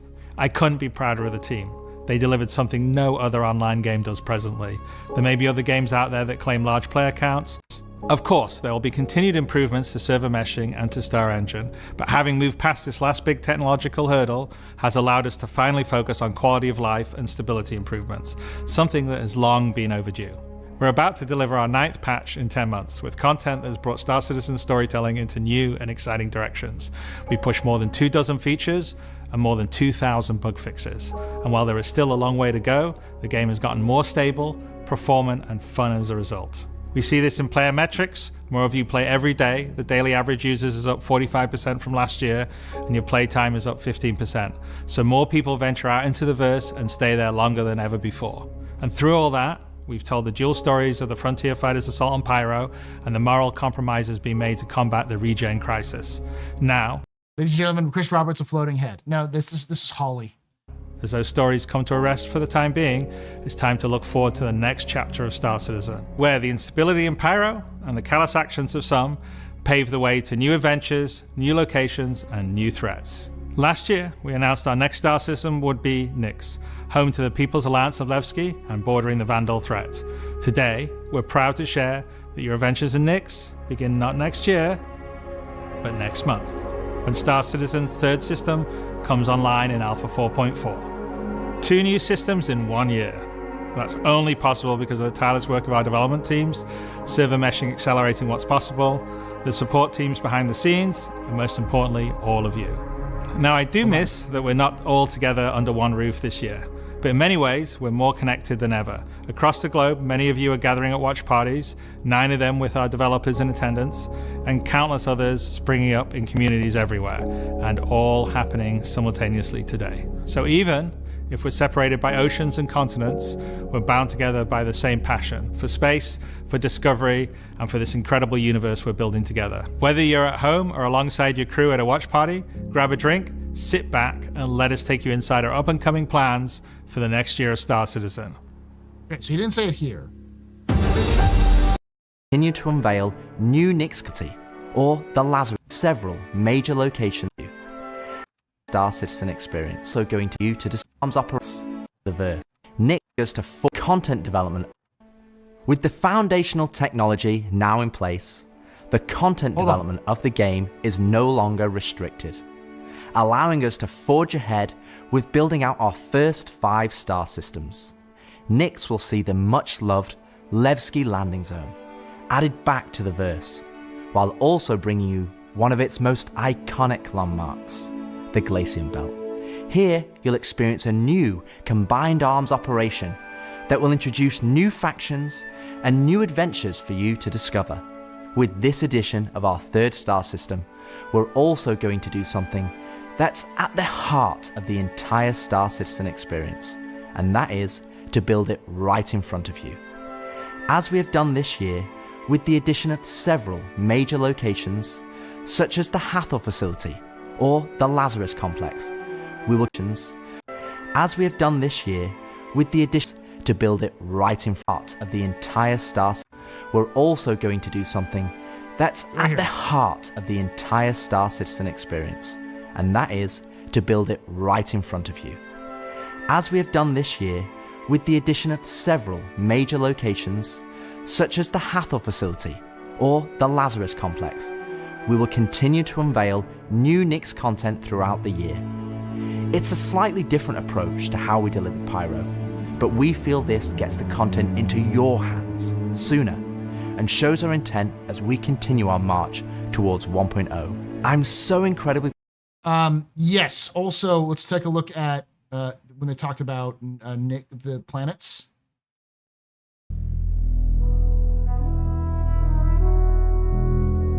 Right? At Cloud Imperium Games, we believe art inspires the best to create even better art. Change how you for the Nyx system. We will also go back through Stanton and Pyro and reimagine them through the lens of our technology. Previously, and more traditionally, we'd create slices of biomes, like deserts or forests. Scale was always issues like seeing tile biomes connected. Our worlds were gorgeous, but to us, they still, which we needed to solve at the scale the Star System requires. Achievable way, and not planetary scale, but to our level of detail.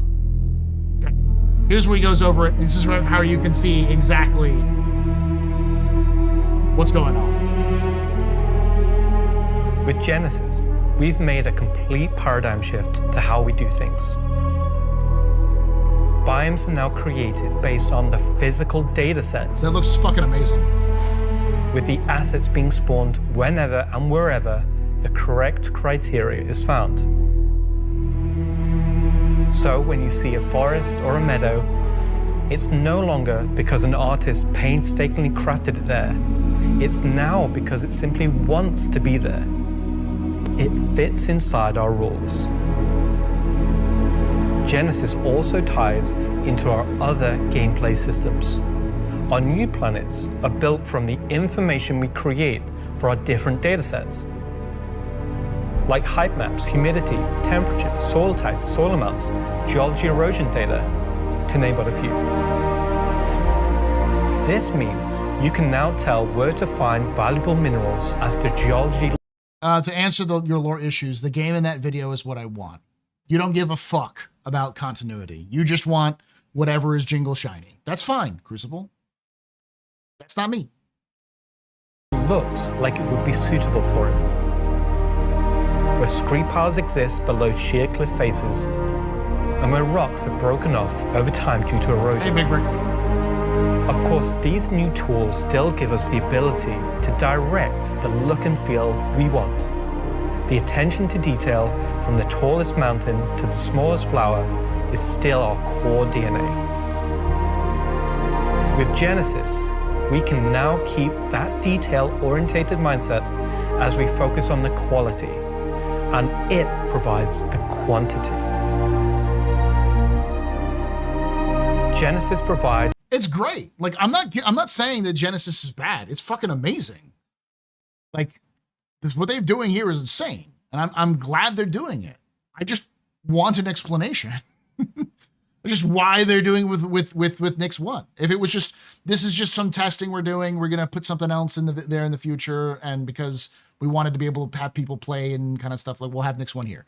They've done temporary shit like that in the past. It's like, oh, all right, that'd be fine. But that's not the explanation. It's just, it's cool. Look at the shiny. Our planets with the ultimate sense of exploration and adventure. Discovery in the purest emotional form. We want you to find that perfect place with the planets providing an abundant resource to harvest. This is a major part of what exploration is for us. We want that feeling of finding a corner of the universe that you'll fall in love with, and where you want to settle down and build your home. What we have built, and the visuals you'll see, and this is our name. Okay. Thanks, Ian. So, in case it's not already clear, Genesis is our name for a group of technologies that are improving our ability Are they retconning Nyx 1? Yes. It's from the looks of things, yes. to build worlds, refining those that we've already created, and ultimately expanding our persistent universe to the scale and quality that we all expect. I work on planet tech, so people that want lore, why do you play a game without it? Because the game has lore. It has a story that was written out over the 13 years. And it's even in the game now. It's evolving now, but it's there. The problem is it needs to stay consistent. That's all.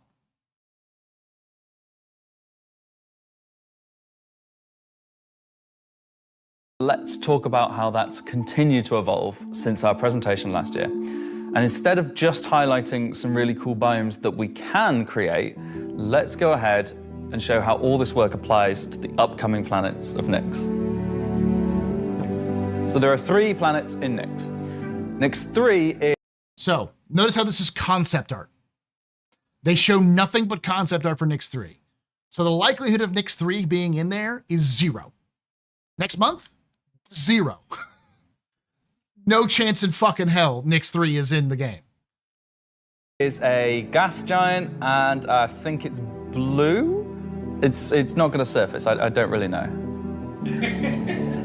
He calls it a gas giant. In the but that matches with what they already said. It's ice giants and gas giants are. I fucking fuck that up all the time. So it doesn't really matter. The difference between gas giants and ice giants is mostly just with what they're made of. I believe gas giants are mostly hydrogen. I want to say, like, people who are actually astronomers and like study planets would fucking have a conniption for it. It's like, it's very different. It's like big gas planet with no core. Like, what the fuck you want? It's really hard to tell the difference between them. Yeah, I'm doing fine. No, it has no moons in the lore, which would be like, that'd be a great retcon. Like, add some moons, fucking do it. And this is, again, concept art, Nyx 2. Nyx 2 is a yellow, toxic, it's got like this high pressure atmosphere, and it's like a very volatile planet with high risk reward gameplay. It's gonna have some really interesting biomes for you to discover, but for now, just know it's gonna be dangerous, because today we're gonna focus on what we consider to be the hero planet of this system. So basically, they don't have Nyx 2 and Nyx 3. They may have Nyx 1. I'm doubting it's gonna be Nyx 1. I think Nyx 1's probably going to come in because it still says work in progress. You know, until they say Nyx 1 is coming, I think they said earlier, they said it was just the Glacium Ring and Levski. So that's pretty much what we're going to get.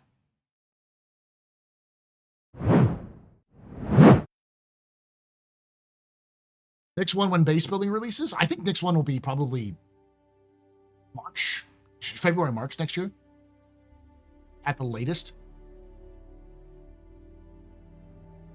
I imagine Nyx 1 might depend on a Vulkan GPU integration, possibly.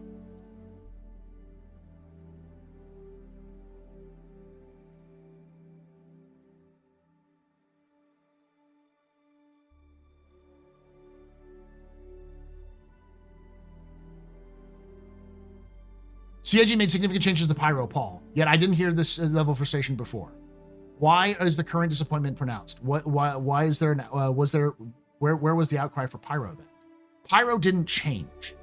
The main thing that changed with Pyro was the planet compositions, but none of the planets being terraformed was that much of an issue, because there's only one planet that's terraformed in the game, which is Bloom. There are other planets you can live on, but even now they fuck you up. Like you lose health if you're on there for too long. And the main problem with Pyro was the flares. The flares were causing issues where people didn't want to live there. So like that made sense. It made sense in terms of what Pyro was thematically in the story. And it made sense in the sense of like what they wanted to do with the gameplay. With the changes that they made in 2016. Like they changed Nyx, or they changed Pyro in such a way that they didn't have a huge amount of information. Like what we knew about Pyro, I'll give you, other than like the planets, that there were many gangs that fought over Pyro. One of them was called Xenothreat, and they controlled Ruin Station. That's pretty much all we had. It was once owned by Pyrotechnic Amalgamated and abandoned. So it was like, and it had a lot of solar flares. Most of that stuff is still there. The whole Ruin Station thing is changed, but that's sort of changed because they were sort of, it's kind of like when you're writing something or you're making something, when you start actually making it, it's like, oh, some of the details are going to change because things shift around, narratively shift around. Still kind of shitty, especially with the Ruin Station. I did say that's kind of shit, but at least it made sense with like what had changed between 2016 and now. The issue I have is not that Nyx 1 exists. It's that the People's Alliance of Levski exists. And Nyx 1 exists. Those two things, in terms of their storytelling and the themes that they were telling with Nyx, do not make sense together.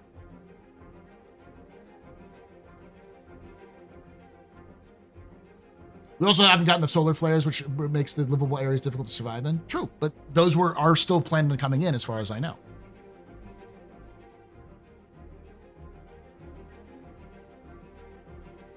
Uh, 107.10 to 173 or so. Jared talks about Nyx being incomplete.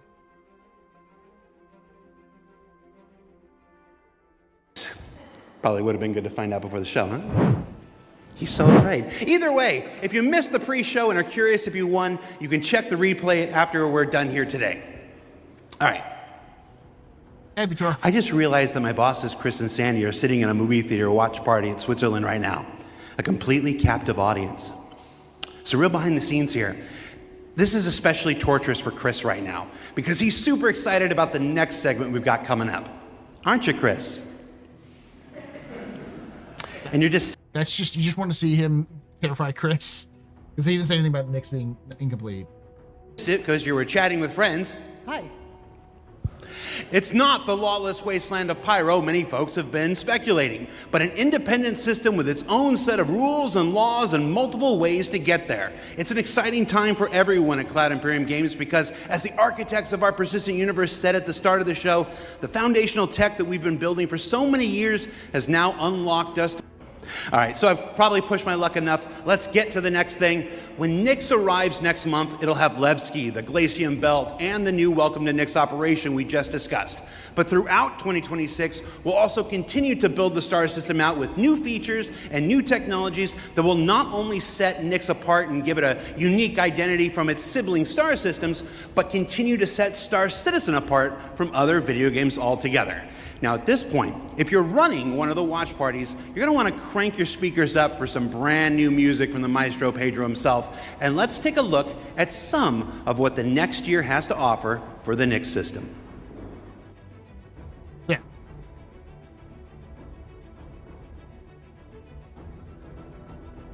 Still didn't say the planets won't be there. He says what will be there.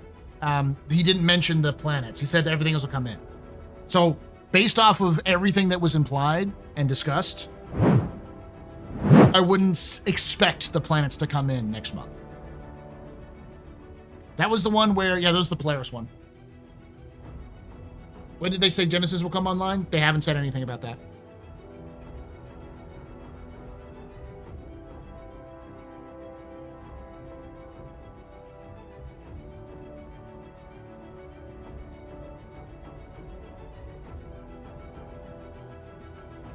Genesis?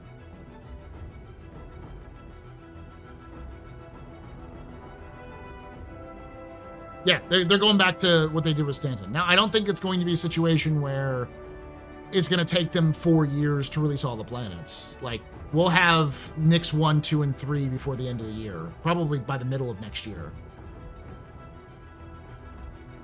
But this is clearly CIG wanted to do something big and engaging and just get stuff, what they had done.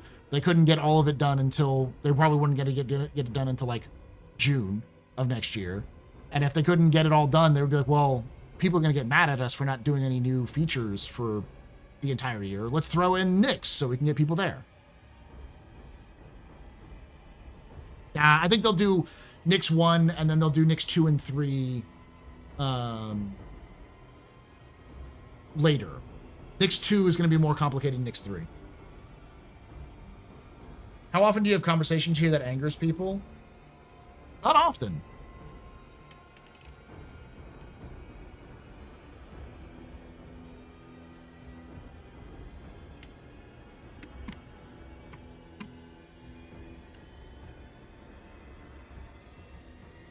Will this game be out this year or next? No, it'll be like 3 years. The earliest would be like 2027, but probably more like 2028. Oh yeah, the pyro lore changes did cause fights. For sure.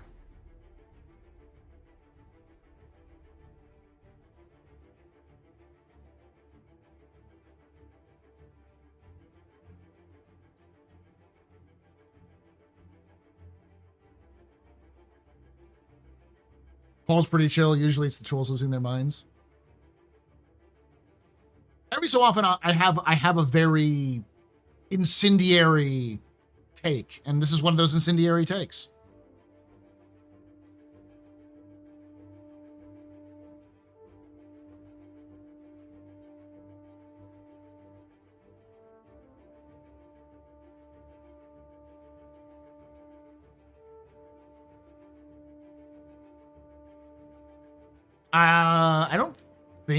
I think about Microtech being the first one to Genesis. I think what they probably said was more something along the lines of like, when they redo Stanton, Microtech will be the first that they get to take a look at. How's the after show? A lot of arguing over Nyx 1. When did the lore and system overview with Space Tomato again? I really enjoyed the video you did some years ago. I could talk with Space Tomato about it. I'm sure he'd enjoy that. Around 123.18.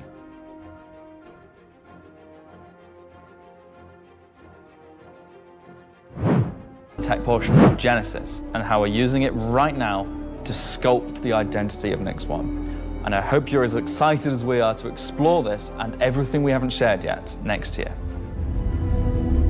Yeah. Are they still on track for Squadron 42? Yes and no. If Squadron 42 is going to come out, it's next year. It's going to come out at like the crack ass of December next year. It still has a chance to slip, but it's not one of those things that's going to slip. Eternal slip. It might slip into next year.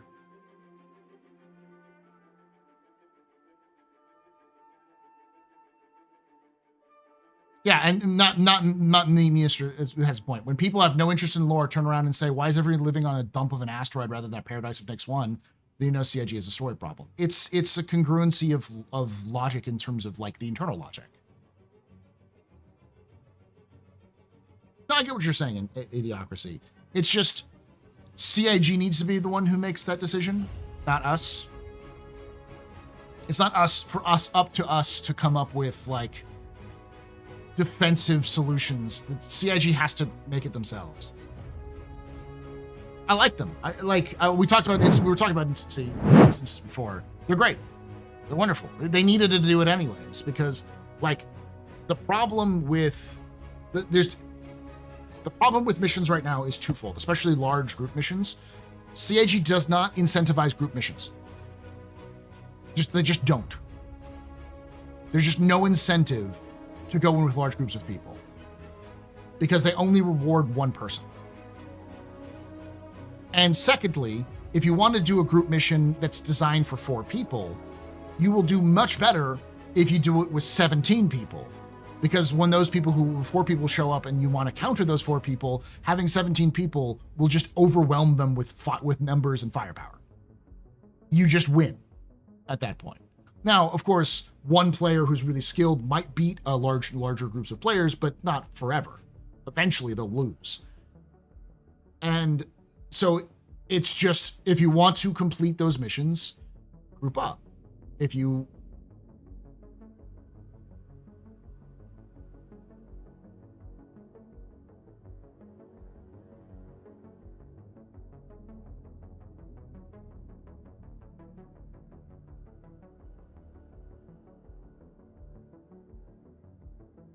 it's not just the lore team. It's the mission teams, because they clearly want to create a narrative with this scrappy sort of on the edge of like should we or shouldn't we join the UEE People's Alliance, right? It's supposed to be sort of like a independent city state in the era of the height of Rome, you know. we got a lot of pressure to join them, and most of the time we've been able to get around them by just being very small and being very non-threatening. And now we got the fucking barbarians at our gate, and our gate's right next to theirs, and they're interested in protecting their gates, and they're gonna roll over us. What do we do? So should a group of 17 get the same rewards individually that each member of the group of 4 got? Well, that's the thing. The reason why I was bringing it out is that's what instancing solves. It solves the problem where you don't have to be in a group of 17 to be able to be in a better position. You can be in a group of 4. The second solution is the group of 4 needs to be incentivized to complete it. It needs to be a group rewards. So yeah.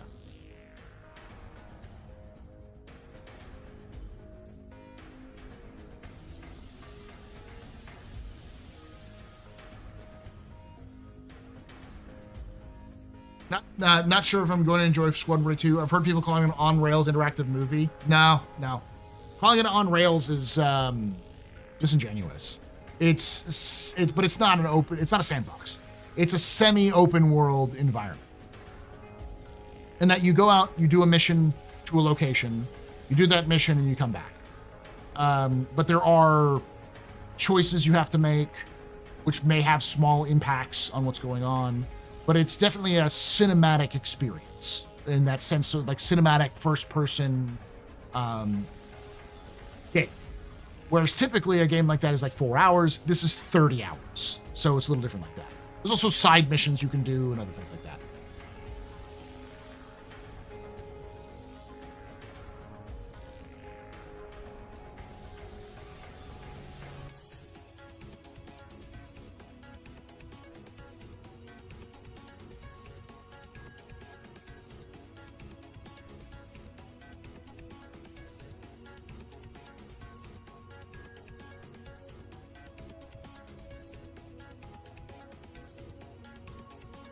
Yes, I know, but not all group missions have that gate.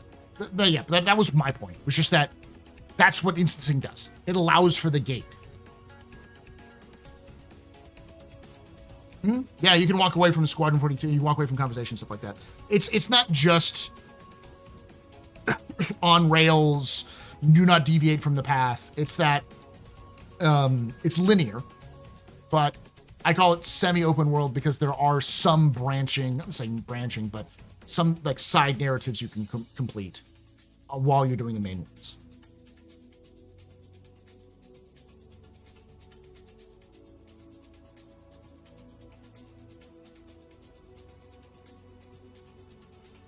They could also theoretically lock out ship sizes like no Idris around Hathor. Yeah, they could do those.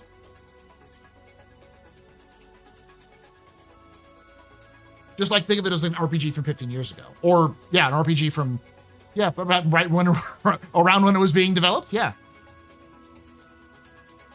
You won't be able to avoid major story events. You can't not be in Battle of Vega. Yeah, there are some pivotal points that you'll have to be there. And the end of the story is the same no matter how you play it. It's that linear. But, like, it's still a narrative experience.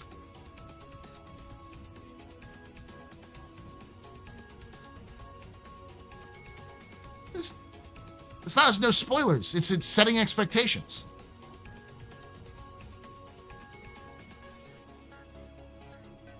There might be some variations, but remember, this is a story that is actually 3 parts that was broken into three different games. So they'll have to have some integration point from point 1 to point 2, and it's going to be the same.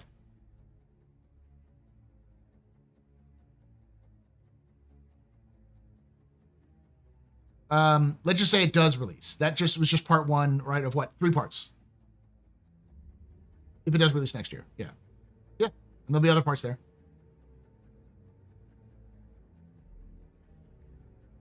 The transient jump points of different sizes that were shown years ago will probably be used with instances that can control ship sizes. Probably, yeah. But it's also important to remember is, as of what they've shown, there's no indication that the transient jump points jump to brand new systems. They're just, you can think of them as tributaries to a river, whereas you have like, the main jump point is the river, and these transients are sort of little tributaries, little carve-outs that can happen along the river, where you can get in and out, and you can like avoid going into or out of the main tunnel, so you can kind of branch around. But chapter 2 and 3 shouldn't take as long. In theory, because one of the reasons why chapter 1 took so long was because they had to build out a flight system, a shader system, like new quantum, like they had to build a bunch of technology to build the game in the first place.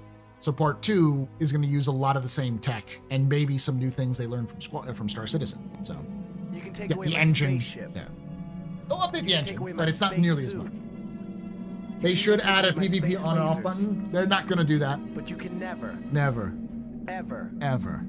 take away my space game.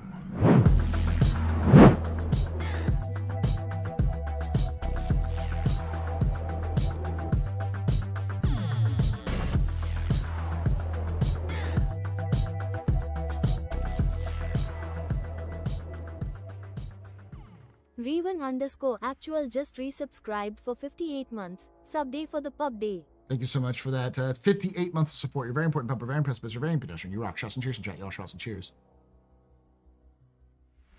Yeah, no, as Satindra, yeah, you're not going to do toggle off and on PvP. That's not in the ethos of the design. That's the closest you're going to get is instancing. How long do you think it will take for CIG to update every planet and moon to version 5? I have no idea. I think the biggest issue with updating to version 5 for the planets and moons would be the points of interest. How easy is it for them to migrate the old points of interest into the planet tech? We talk about the true hero of Citcon, the mighty Shiv. Did we talk about how I called it? I was slightly off in terms of which ship it was, but here, let me show you something.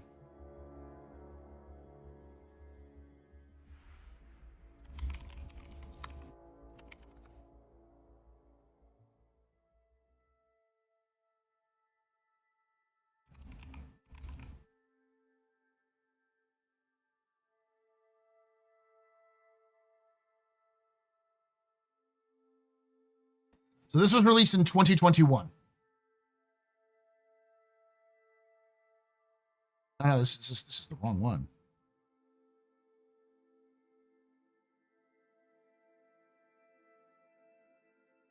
'19. Here we go. This was released in 2019. That was a re-upload of it.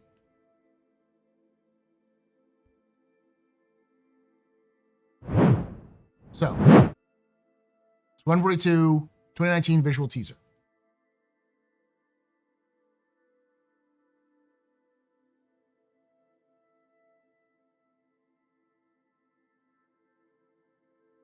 So this was released in 2019.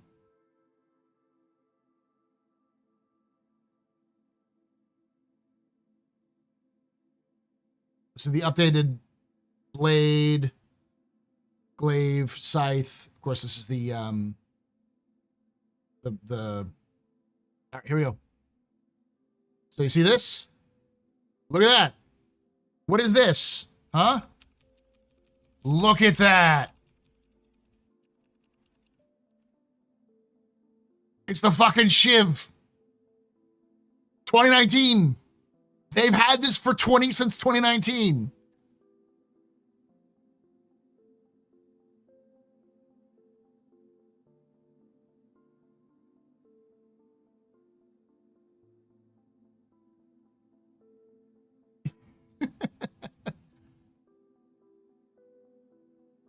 This is one specifically for, these are the ones that specifically for the shipjackers in Swanbury 2. By the way, I can also tell you, hold on, and this is the next from the Grays Market. Take a look at it.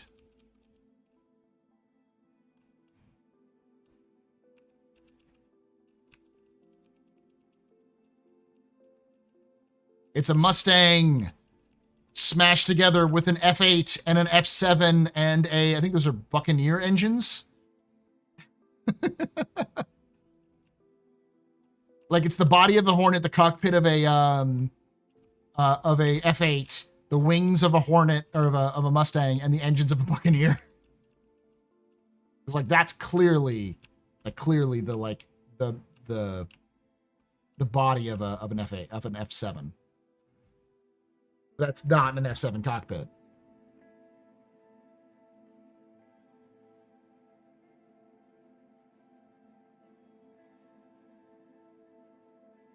They wouldn't say where the idea of the Shiv comes from. They invented a new dealer for it. That's all. Yeah, the intakes here are Mustang. That's like the wings and the intakes are Mustang. And then here is that. All right. I'm gonna blow your mind even more, chat.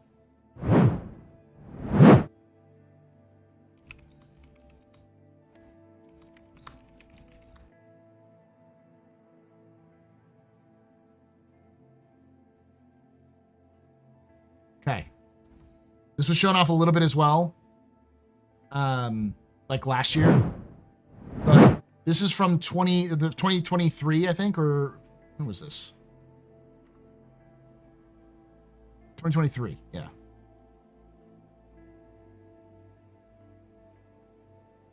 First of all, Space K. The Space AK. They all have the Space AK. And also, look at this ship. This is not a Cutlass. Look at those engines. It's the Shiv.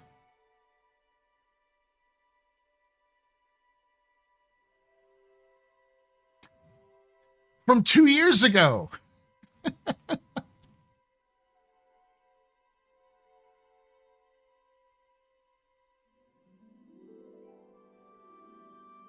Would you look at that?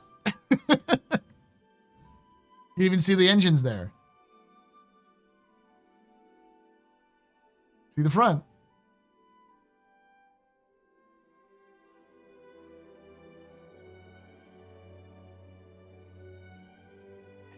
CIG has been, that's the M50. CIG has been reusing assets this entire year. This year has been selective reuse of assets. Do not get mad. That's fucking normal. It's very good for developers to reuse assets because you get more content.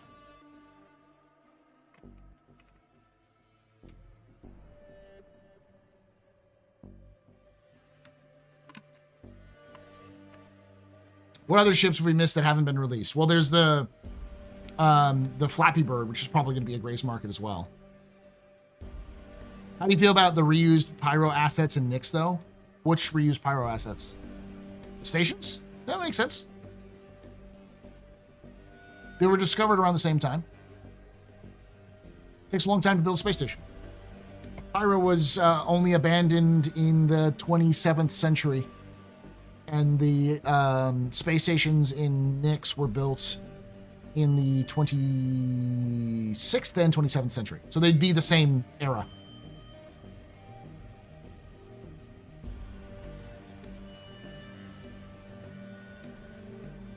I think the MTC, the Wolf, the MTC, the God, what was it? The Golem, those ones are new, originals. And the Apollo is one they've been working on for a while. You know, the Misfortune, which not even CIG liked. That's new, but it's sort of like a kit bash of the Prospector.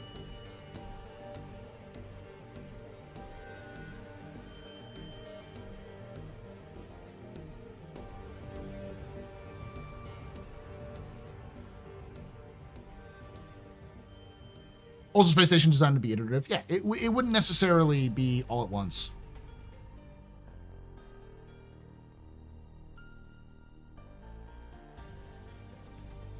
Golem's a bit kit bash as well. It's more unique. There's no like the Misfortune is clearly built off of the chassis of the Prospector. The Golem is got some kit bash, but it's unique. It's kit. You use enough kits that you can't really tell. You can tell where the individual kits come from, but it creates a whole new ship. Like the Saber was a kit bash.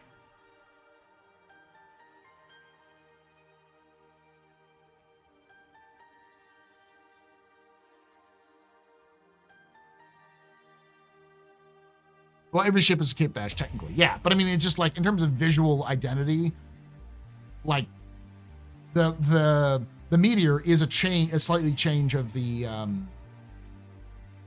Mantis. But it's a kit bash. They took the Mantis and then they reworked it from the inside.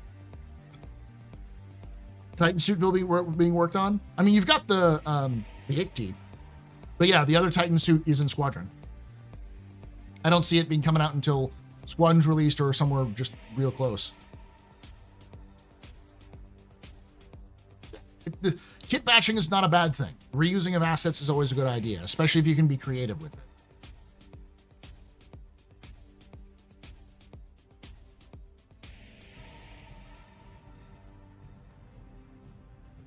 Yeah, that's a pipe dream. No Man's Sky or Starfield like Shipbuilder, not gonna happen.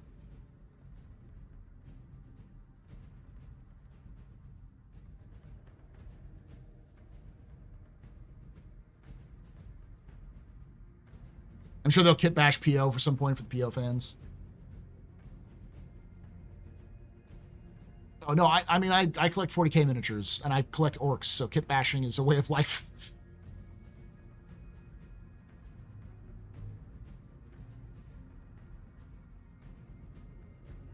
And really, it's not really like, they're not just like copy pasting Pyro assets. They're molding Pyro assets. So.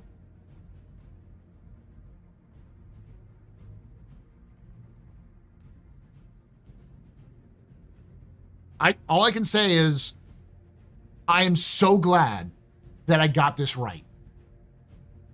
I called the Shiv, the Gray's Market was the ships we saw in Squadron. I called that right when that leak came out of the 3 ships, and I was fucking right. The only thing I was wrong about was which of the assets there was, and it wasn't the Mustang Hornet abomination. It's the Freelancer Cutlass Valkyrie abomination.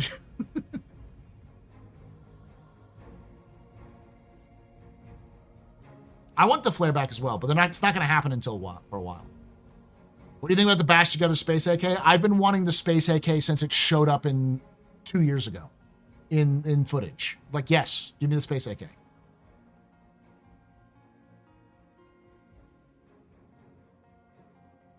I mean, the Flappy Bird, the one that everyone look at, that's almost certainly a Gray's Market ship, and it's going to be a kit bash, my guess, of the Corsair, the Constellation, the 600i, and like something else. Like it's going to be like 4 different large ships smashed together.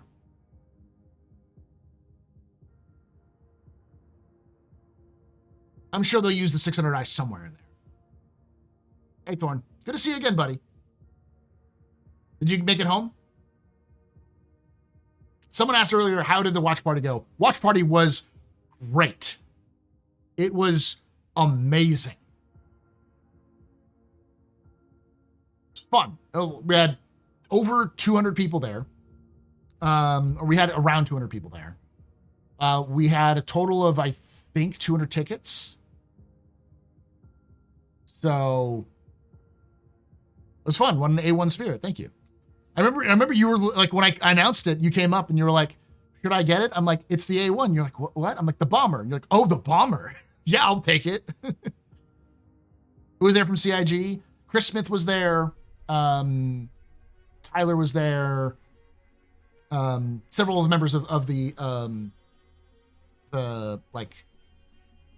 platform team were there. Waka was there.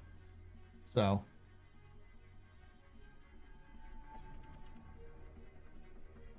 Yeah, Waka was there. I talked with him a bit. Waka said that there is going to be a new album coming out for Nyx. So be on the lookout for that. Flappy Bird? Oh, yeah. Everyone calls it the Flappy Bird, but find it. Were any of the lowriders there? No. I don't think any of them live in Austin. I think many of them probably still live in LA. Some of them moved to Manchester.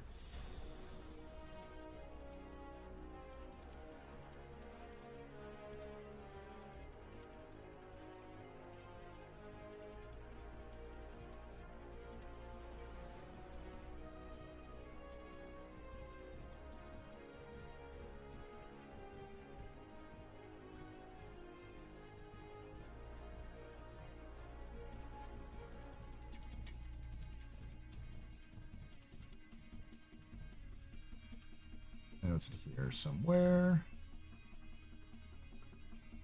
Here we go.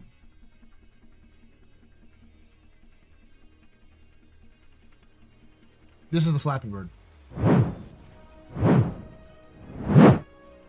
Not the Knicks soundtrack. Remember how Pyro or Waka and Flaro did a Pyro soundtrack for free? You could pay for them, but they release it for free. They're doing one for Knicks.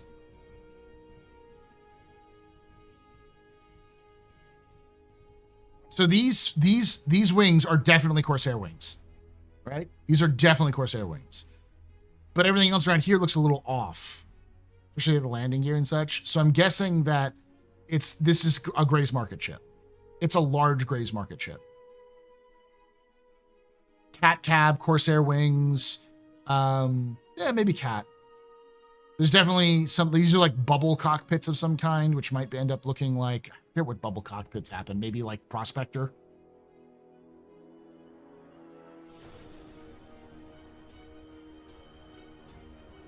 Yeah, that giveaway is refunded because we're going to be doing a mini pubathon tomorrow. I have a workaround. For those of you who don't know, on Friday I tried to do a pubathon and my breaker kept getting tripped. So I finally contacted an electrician to figure out what the fuck's wrong with it. And the more I was talking with him, the more like, yeah, it seems like your breaker, your circuit, or your circuit is just overloaded, just too much overload.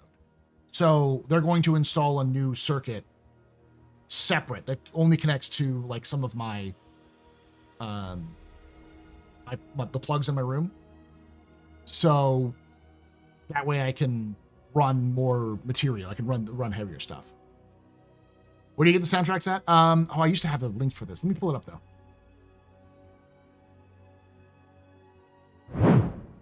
I'll pull up the song. These are not official soundtracks. These are not CIG official soundtracks. These are fan-made soundtracks. Waka just happens to work for CIG, but he's also a songwriter. There's a lot of EDM and techno and stuff like that.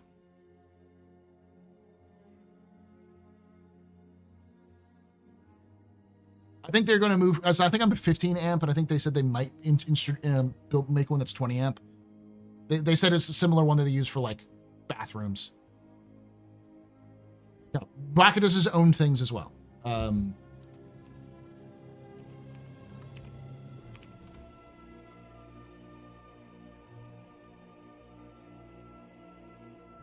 Here we go.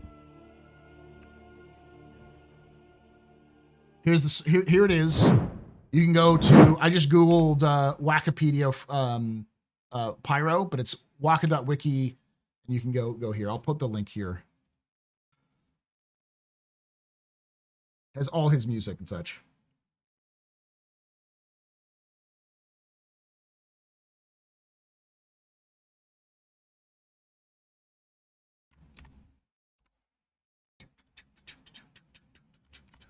There you go. Yeah, I'll be playing the game all day tomorrow. To do kind of a pubathon. So like here's the intro song.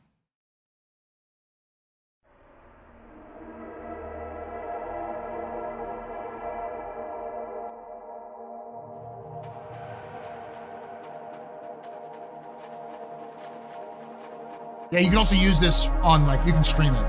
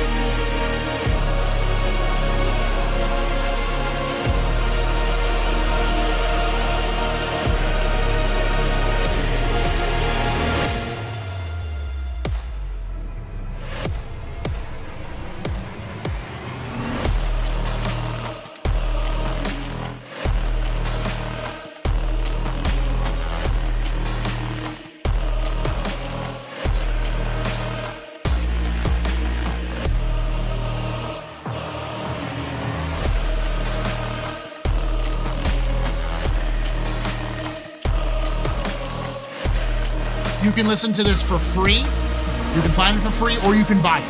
I bought my copy, so.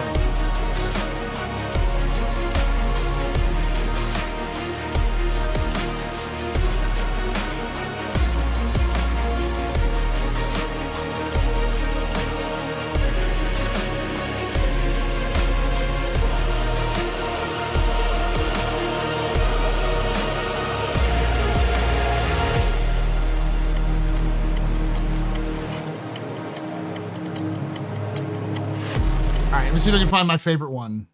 These are all really good. This is my favorite. Everyone loves this one. Yeah, it can be used in YouTube videos. I use this in my pyro video.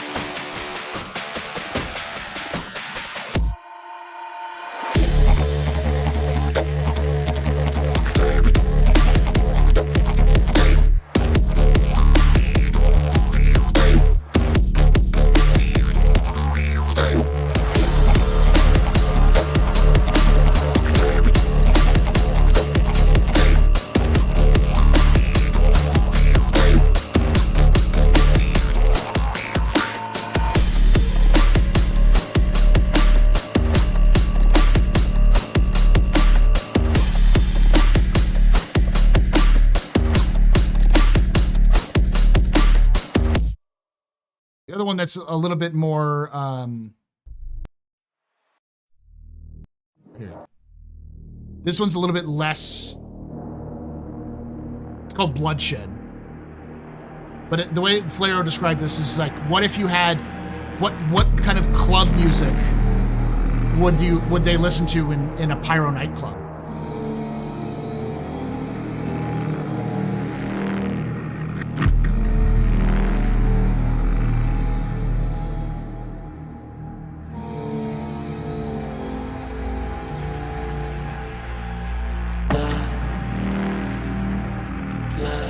Sweat, tears, blood, sweat.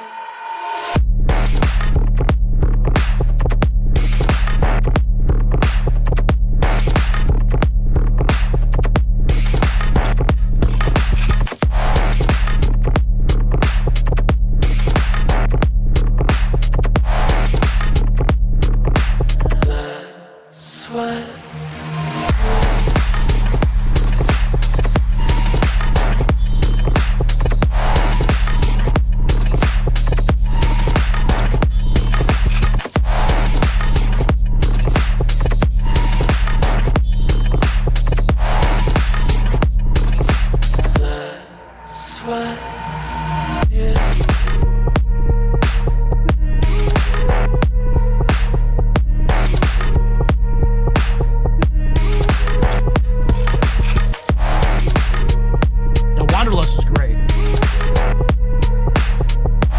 By the way, the whole theme of this album is a story. So like each song is a progression in the story of somebody visiting Pyro for the first time.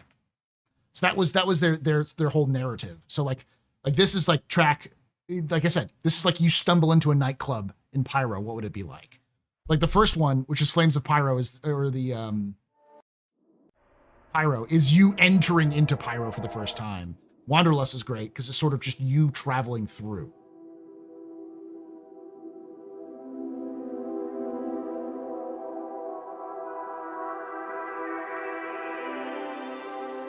Now these are this is a fan-made album themed around Pyro, which was released last year. One of the people who made this album is a collaboration between Flaro and Wikipedia. Wikipedia is in player relations. A lot of those updates, those message of the day updates, are Waka's updates. So Waka is the one who does a lot of those sorts of things, but he's also a musician. He's been doing music since before he worked for CIG. He put this together. So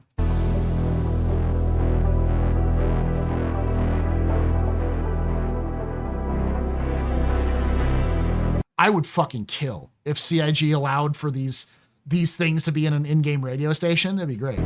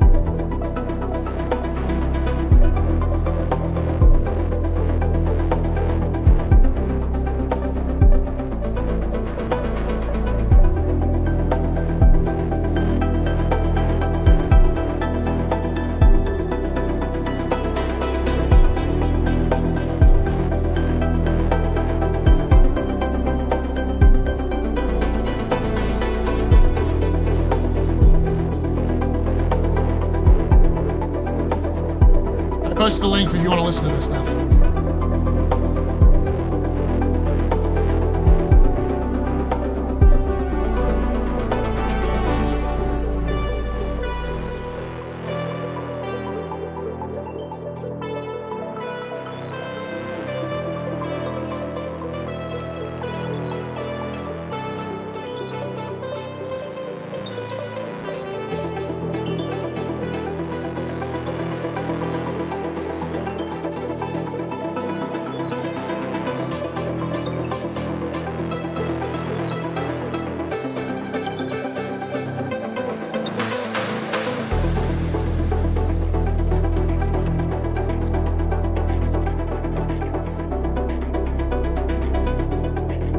I forget what the command is because Whack-It also streams, yeah.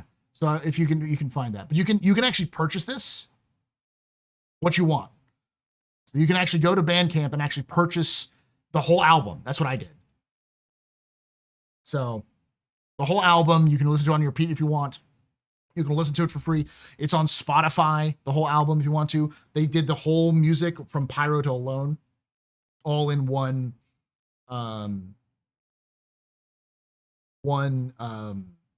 like video on YouTube. So yeah, you can get it anywhere.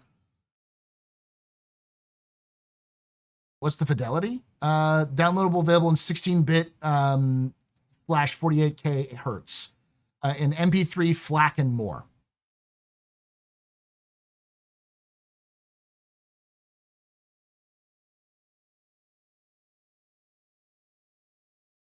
Yeah, FLAC.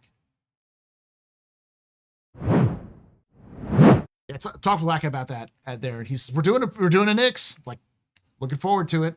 Looking forward to the Shattered Blade, to the People's Alliance, to the Moraine.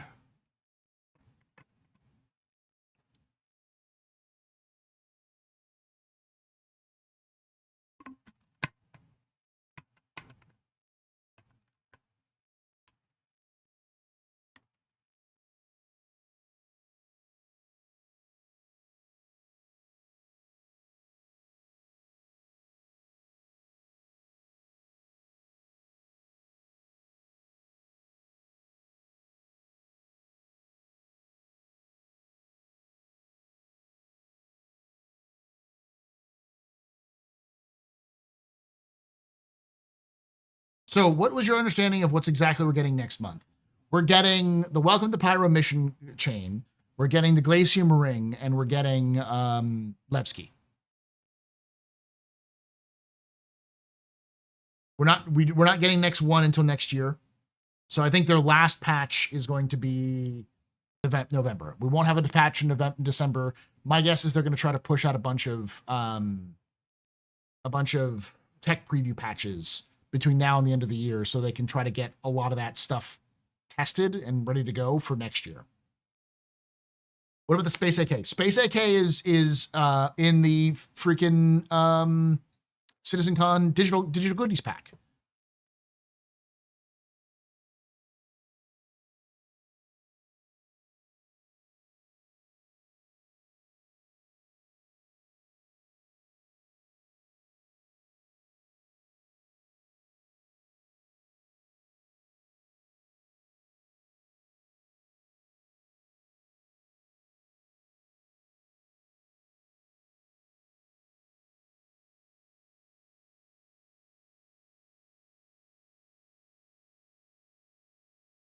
Yours my coin? I don't have a coin. Someone wasn't able to get a coin, so I gave it back to them. I gave it to them because I don't need the coin.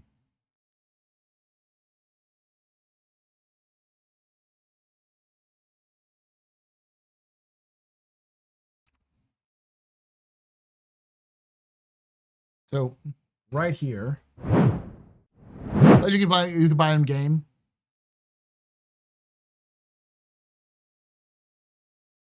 So you've got the Space AK and the LMG, plus these different outfits.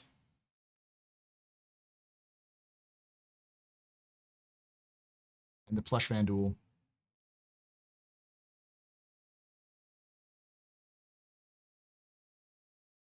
Retired Drillhead.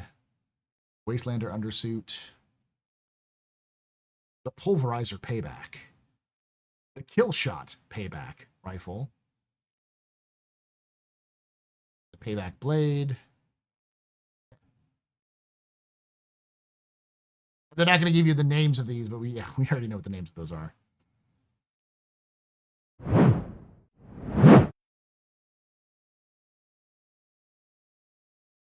The jump point is temporary. Basically, the jump point that would normally take you to Castra is going to take you to Stanton. The skeleton mount tattoo you can get in the game right now, I believe. You can actually, as part of the character creator. I'm a bit disappointed. Do talk about org stuff and UI push and so on. Yeah, I mean, I said that earlier. I was saying this before they pretty much hit everything that I thought they were going to say, except for I thought they were going to talk about engineering. The fact they didn't talk about engineering is a little, yeah. Jared actually went on Twitter. People were like, why didn't we talk about engineering? And Jared's like, we did like 3 ISCs about it, plus 2 SCLs. Like, we just need to get it done. There's no point in talking about it. We just need to get it out. So they were never going to talk about org stuff and UI improvements. They did talk a little bit about the new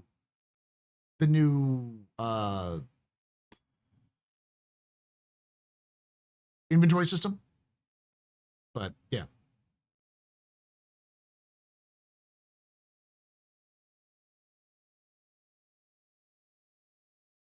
I love that the Space AK is dual fire. It's a ballistic and an energy weapon at the same time. That's so fucking dumb. I love it.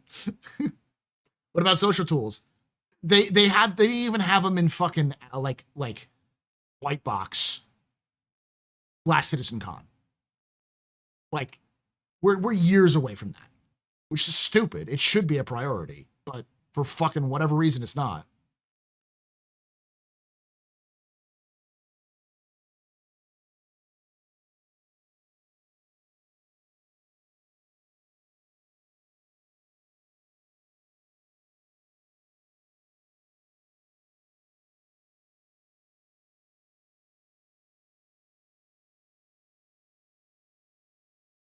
Yeah, there's a very short of the new inventory system, and it's definitely a work in progress.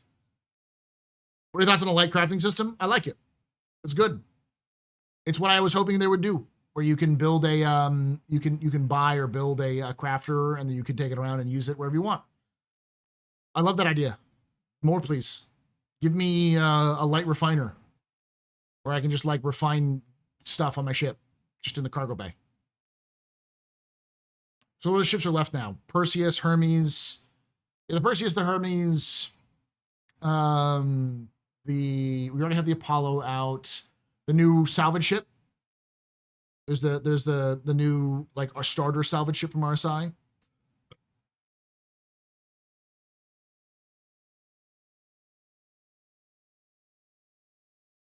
Yeah, all RSI.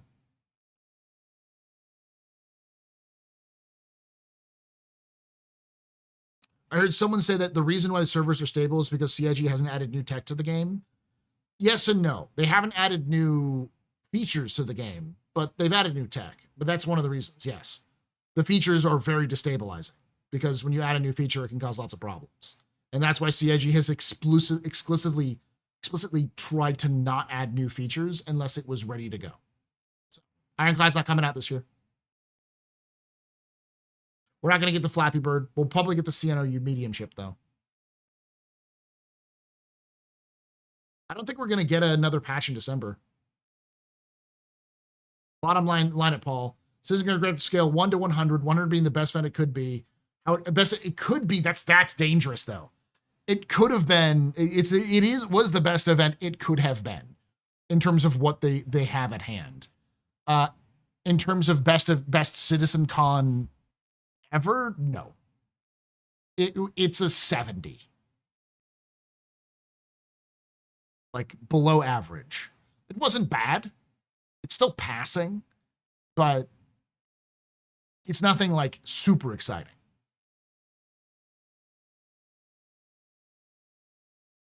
Was it garbage star CitizenCon? Nah, it's fine. We've had worse. I literally sat through worse. Best CitizenCon was 2023. Maybe 2024. 2 days, all killer, no filler. Really good. 2024 was probably the better, honestly, because of just the sheer amount of direction content we got.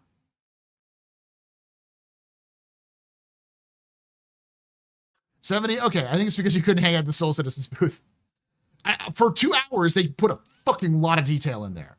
Like, people were saying, it's just going to be bullshit, man. It's just going to be filler. It's like, they didn't do a lot of filler at all. That was all content. It just wasn't the sort of content that a lot of people would hope for.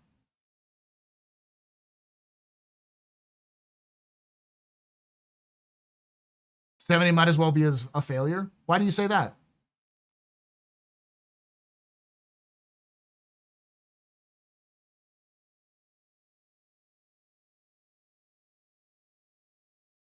Someone was giving me the 100-point scale because of the US.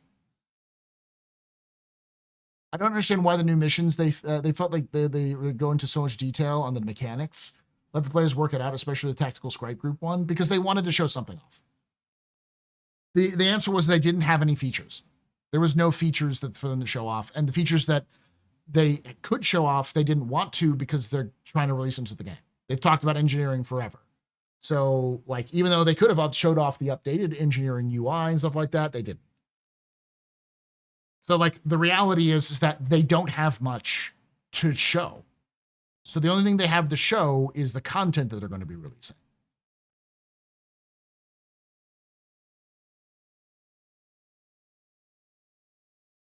Was still in the mind, got 70, I would expect expelled from school. Modern grading, typically 70 is passing, but barely. If you got below a 70, it was bad.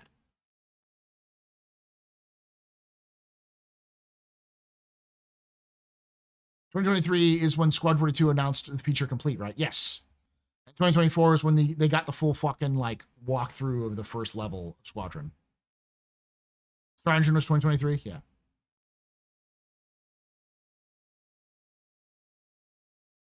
Hey, Lobster, how you doing? I enjoyed it. I'm not going to say it was bad, but it showed me that they're progressing forward. Yeah. It wasn't amazing. There wasn't anything there that blew my mind except for the updates to Genesis. Holy shit. Does Genesis look good? I have my problems narratively with Nyx 1, but Nyx 1's great. It looks fucking amazing. I'm looking forward to going to Nyx 1 because it's going to be great. But, like, I was not expecting CIG to reach that level of fidelity with building. That sort of thing. So.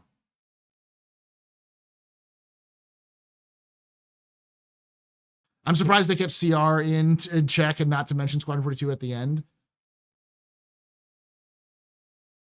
I rewatched it today and my rating went from a 6 out of 10 to about a 3 to 4. Wow. I think AstroPub was saying that they were going to keep Squadron 42 separate from Citcon. Yeah, almost certainly I think they will.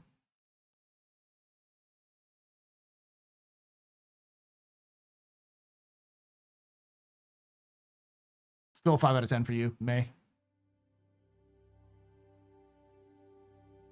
They still haven't delivered promises from 2023. Yep. I mean, like, the biggest ones is are all the features, like the new, like, we still don't have engineering. We still don't have Maelstrom. We still don't have the new quantum drive stuff. We still don't have crafting. We still don't have base build.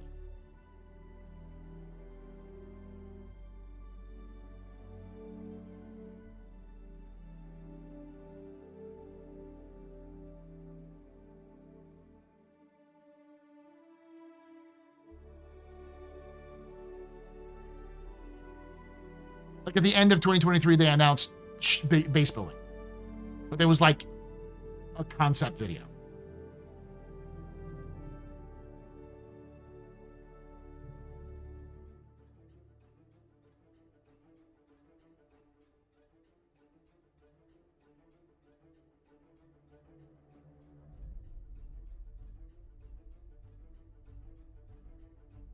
At what point does CIG have to protect themselves by withholding info because they have to compete with other release games eventually? Probably never.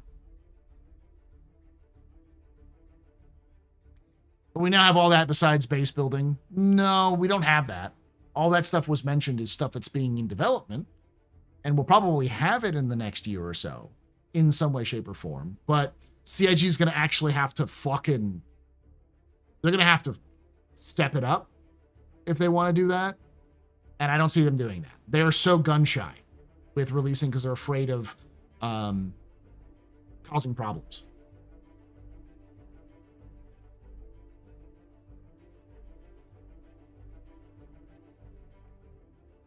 I think Castro will probably be next year. Yes, end of next year.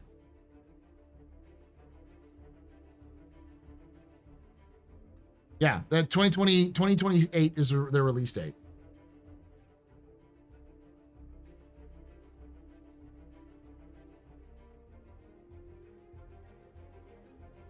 You're going to have the first Cargo Olympics this Saturday? Great. That's awesome.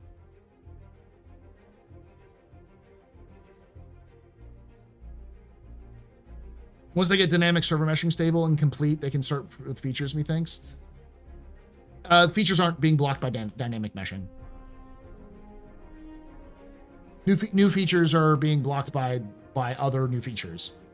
Like engineering is blocking crafting and base building. It's also blocking probably a little bit of Maelstrom. The Maelstrom is probably slightly different from it.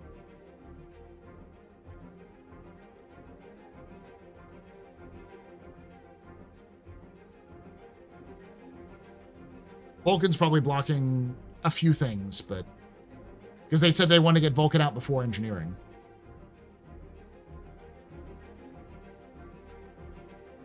Basically, it's Vulcan, engineering, crafting, scanning, and then like new quantum travel, Maelstrom, that sort of thing.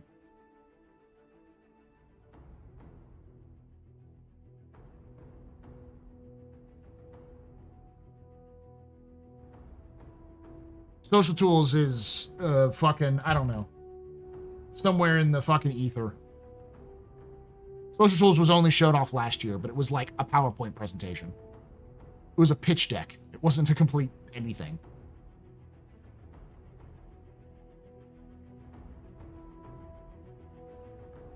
As blockers all the way down. Is the pace of Star Citizen development appropriate for player expectations? Absolutely not. Player expectations are fucking up here, and CIG's development pace is down here. Like, it would be a fucking miracle if CIG managed to get Vulcan, engineering, crafting, Maelstrom, the new quantum stuff, and base building out next year. That would be a miracle. We'll get 2 or 3 of those.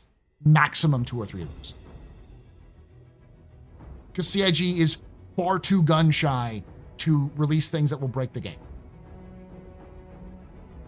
And they said it themselves. They want they're going to push the patch no matter what. So they're just going to start yeeting things that aren't ready. And they'll never be ready because they're too afraid of disrupting the gameplay. Anyone know how to fix randomly crashing the game? I mean, there's a lot of questions like, do you have it on an SSD? Is it crashing to desktop? Do you have anything else running?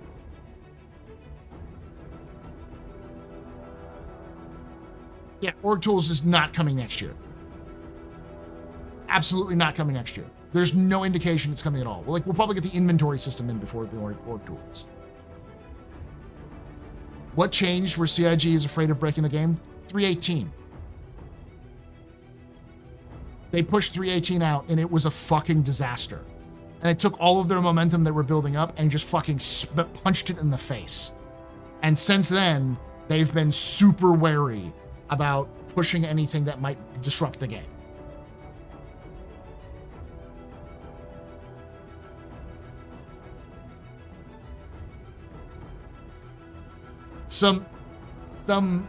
Or just working on Squadron 42 and neglecting Star Citizen. Iris, what is it being worked on in Squadron 42 that would improve Star Citizen right now? Because I don't think you want the cinematic team working on engineering.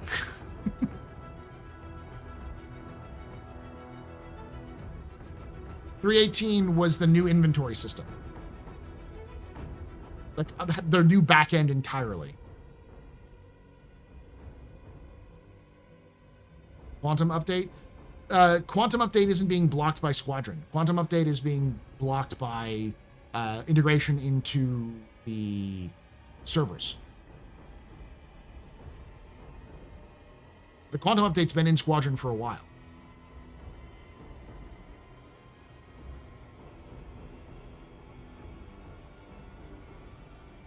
Did we ever get that vertical slice of Squadron 42?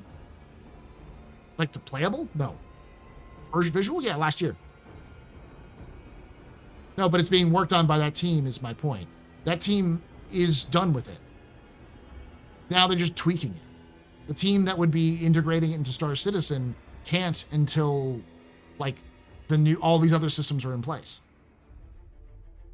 I routinely say, and will continue to say, the thing that's blocking Star Citizen is Star Citizen.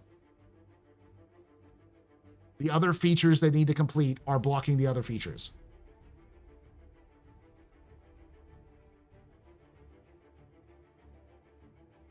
They're going to change how the quantum system works. So like right now, when you go into quantum mode and then you kind of target a system and jump, in the future, you can do that, but you can also quantum boost. So you can like push the button down. You have to kind of like you have to like align the dot into the hole to kind of do the alignment and then jump. You can do that just free, and you can go for a certain distance in quantum, but you have to keep it like lined up. You have to like dead stick it into the center as you're going. Whereas if you're setting up for a longer jump, once you've kind of aligned it, sort of like how Elite does its sort of alignment, then you lock it in and you just go for a long distance.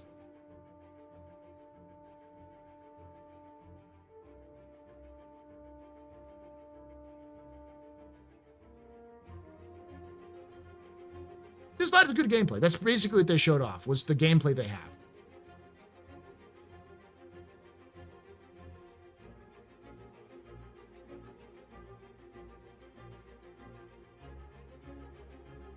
Yeah, that's what I was saying. 318 was the PES release. Damn, Star Citizen always getting in Star Citizen's way. I think it takes a lot of heat off of the CIG developers to be like, oh yeah, well, once Squadron is done, everything will be great in Star Citizen. I'm like, what the fuck are you smoking? No, that's not how this works. Maybe some of those devs will be moved over and they can bring some of that experience. But as we saw, that's not always a good thing because those people are locked into the mindset of Squadron single player.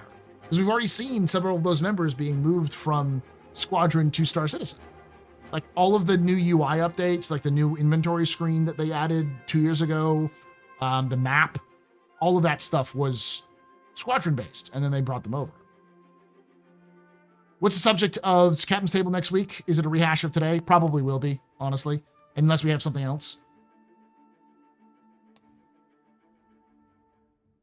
Because the week after that is a year in review, because it's our 24 hours.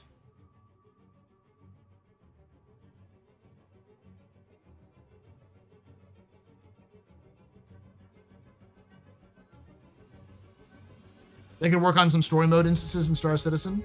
Only if those instancing's done. But like, it's not going to, like, they're not going to somehow magically make bounty hunting work. They're not going to make Maelstrom be done.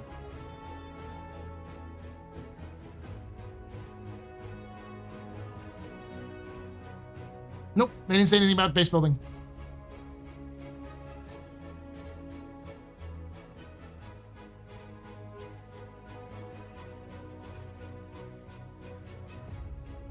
Am I mistaken? I was thinking everything they talked about for the Levski instance area is the same thing they said about sewers. 100%. It looks like they moved that.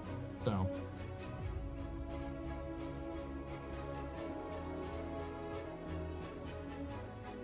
Make inventory customizable so every player can adjust it to their own needs. Customizable in color orientation, transparency, icon size, box appearance, and the placement of icons and boxes. I don't think that's going to happen. That makes sense because that's a standard MMO thing, but I don't think CIG is going to do that.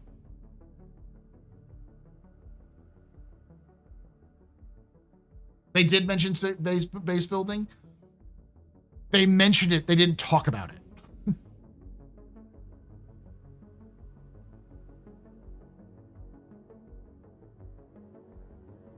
Later, Iris.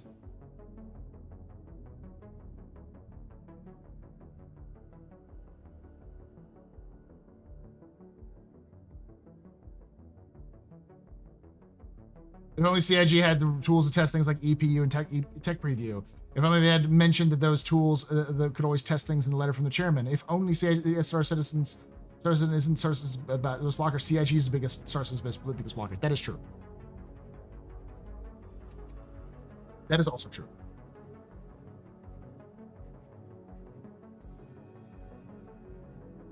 The Area 18 Municipal Works is probably going to be an R-Corp rework after it gets reworked with Genesis. I'm going to be real with y'all. R-Corp is done.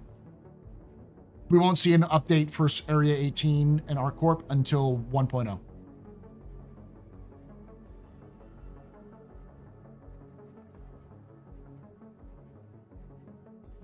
There's some things you gotta like internalize right now, chat, in general. CIG is likely gonna just start dropping things that don't matter. So like visual updates that don't affect the gameplay, throw it away. Like Genesis will only happen if it's easy for them to implement. And if it's not easy for them to implement, it's gonna be put into a post 1.0 burner.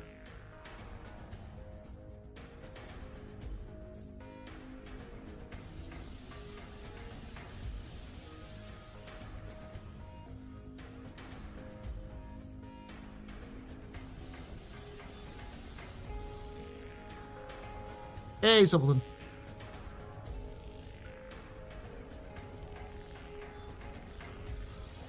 Yeah, it doesn't stop at 1.0. But, like, the reality is that 1.0, the release of Star Citizen, isn't going to be what you want it to be. It's going to be a bare bones, basic sort of implementation that works for most people, that has a, 20 to 30 hour storyline and some sandbox features. That's it. We're never going to see a 5.0. We'll see a beta before we see release, but we're never going to see 5.0. at best, and I really hope they do this, at best, they'll do a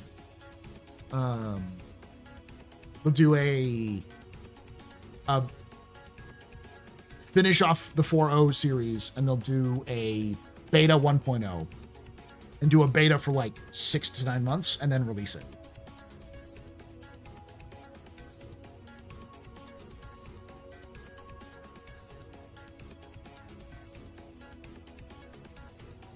Asking CIG to get their priorities together is like asking Jesus to descend from the heavens. To a degree, you're right. But it's also, as a result, the thing you just said, XP Glass, about them having this customizable, fuck that. Absolutely not a priority. That might be something they do post 1.0. So you're going to get whatever basic, bare bones, basic bitch thing they can throw at you that works. This player built space station thing is a 1.0 thing, or is it still something I'm very okay? It sounds like, based off of what they have, it's going to be a 1.0 thing, but don't expect it to be in depth.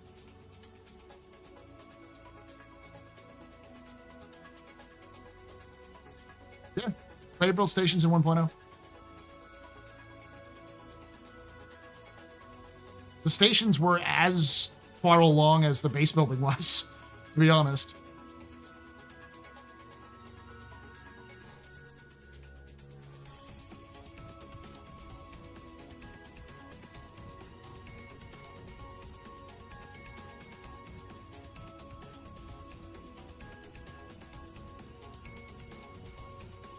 I really don't care about when Arc rework comes. I'm mostly interested in tech features, gameplay content, that sort of thing. They're working on that, so I'm happy to keep following along. Yeah.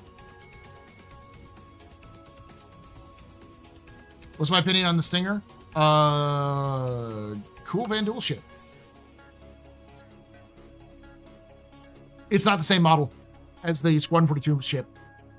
Squadron 42 ship is different. So they remodeled it a little bit, but it's clearly they had the model done for Squadron.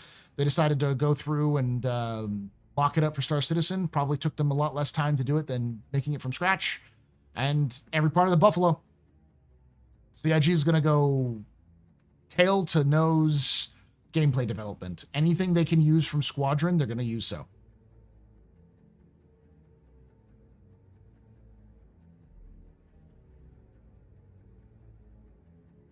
Drones are connected to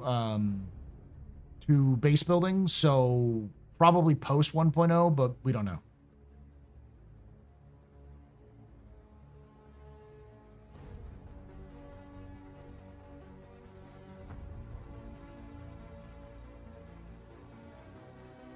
People waiting for the BMM patch. When will that shit be asking for next? Kraken.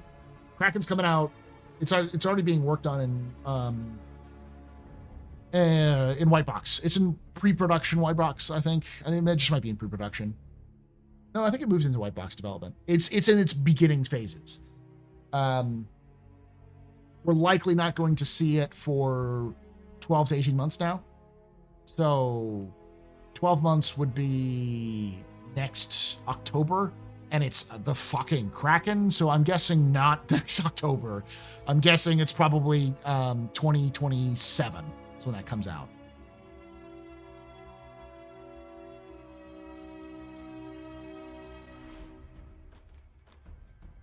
Drones are a requirement for base building, but just because drones exist for base building doesn't mean they're going to use drones for something else. They just will have the drone tech done, and then it'll be a matter of how can they apply that drone tech to other things.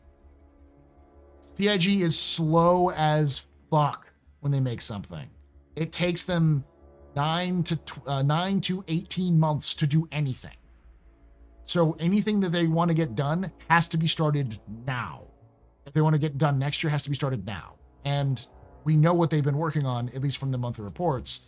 And what we've heard is dynamic server meshing, instancing, engineering,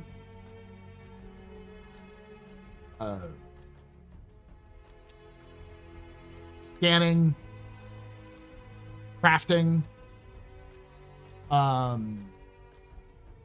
Nick stuff. Like, that's about it. They haven't mentioned the new quantum stuff. They could be working on it. We do know that they were testing it out recently. So they were doing like a focus group for it. But yeah.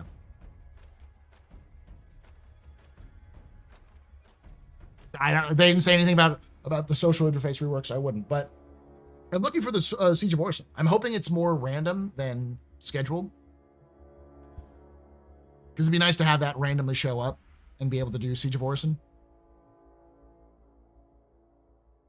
I was very happy to see Siege of Orson. I have to send, I have to literally send Elliot and the mission design team flowers, because like that was, for those of you who don't know, Elliot designed, I think that was his first job in Star Citizen. He designed Siege of Orson. That's his baby. He created it from scratch. So like, and it was created specifically with server meshing in mind. He even said it, this was designed to work with server meshing. So the fact that it's finally coming back means that they think they got it to work. So, which does mean that for those of you who have no idea what I'm talking about, Senator Arm I can do it properly. Senator Armin Strong is going to have to come back.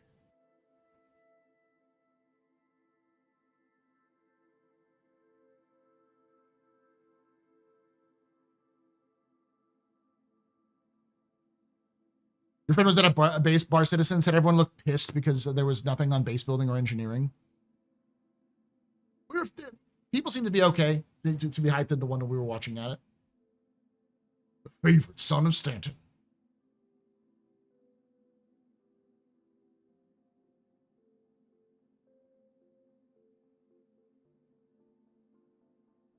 I miss when player activity was supposed to drive dynamic events. I think it's still going to happen. Small idea for exploration. Explore alien ruins and different planets that together gives you a full picture of constellations in the sky, where you can get language skills and navigation skills and some hacking skills. There's no skills in this game. It's no skill-based progression stuff, dude. I don't work for CIG, by the way. Like, I am not an official CIG member of CIG. For those who are newer. I realize there's a lot of more people here. There's a lot more people than usual. So let me give you a little bit of a spiel as we wrap up here towards the end. Hi, my name is Paul.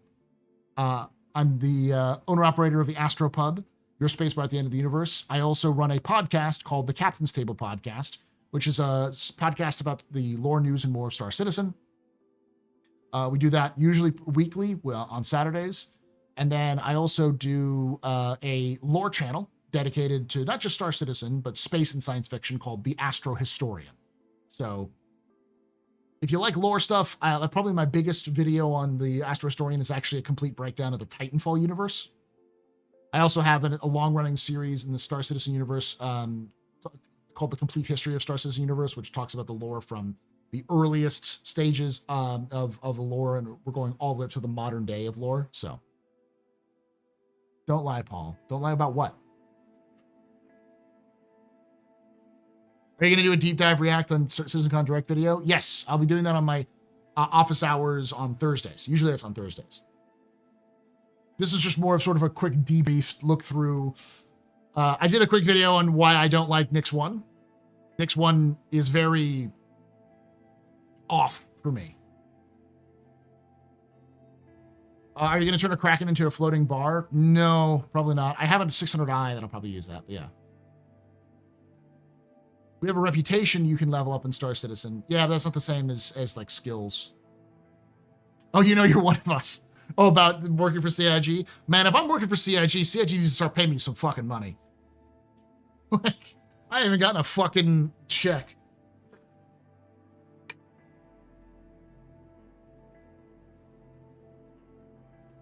I just thought that Star Citizen would benefit from more casual exploration gameplay if they want more players. They'll have more casual exploration gameplay. Just not anytime soon. The 600i still have the best ship commercial. I think the Perseus is pretty good. What? No Hero Planet? I'm not going to rehash it because it spent the first fucking hour of this talking about why I didn't like it. I even did a capsule about it. But the basic version of why I don't like Nix 1 isn't because I don't like Nix 1. I love what they're doing with it. What I don't like is that Nix 1 doesn't mesh with their own story that they're telling with the like big, broader storytelling with the People's Alliance. Like, it doesn't make sense to be in the system that it's in, based off of their own sort of storytelling of why the People's Alliance was there, why was it abandoned, why was the system abandoned in the first place, why the People's Alliance is sort of like on this will they, won't they, with the UEE, that whole like narrative story and like the factions that are in Nyx, that all makes sense in a system that doesn't have a paradise planet. It's in Nyx 1. If they wanted to change it so they could have a paradise planet, then they'd have to change the story of Nyx, which is fine, but they chose not to do that.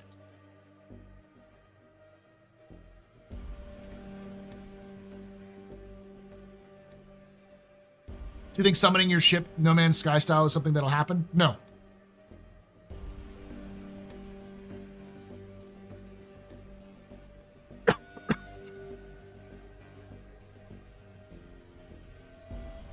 Sorry, Paul, sorry to say this. It seemed like a dumb question, but you get your majority of your lore from the Galactopedia.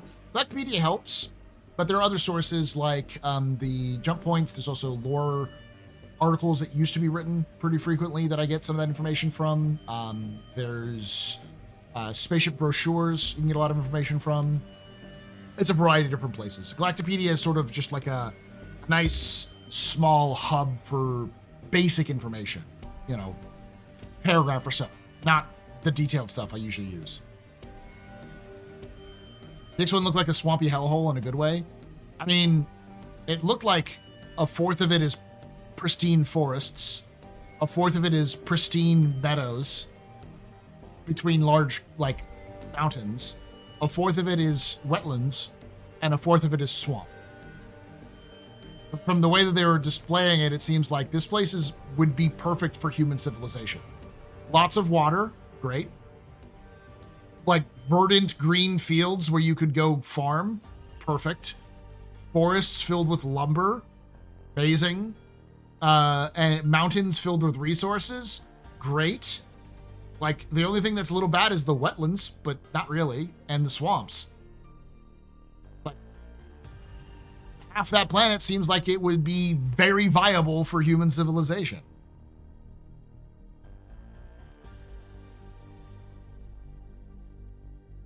It looked great, but it doesn't make any sense for the story that they're already telling in Nyx.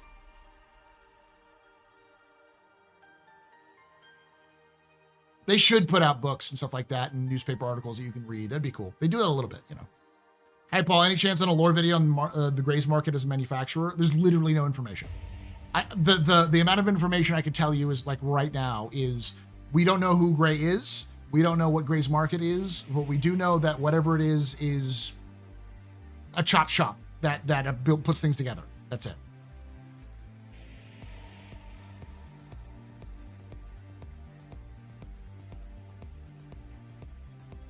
Oh yeah, wetlands could equal rice paddies. Yeah.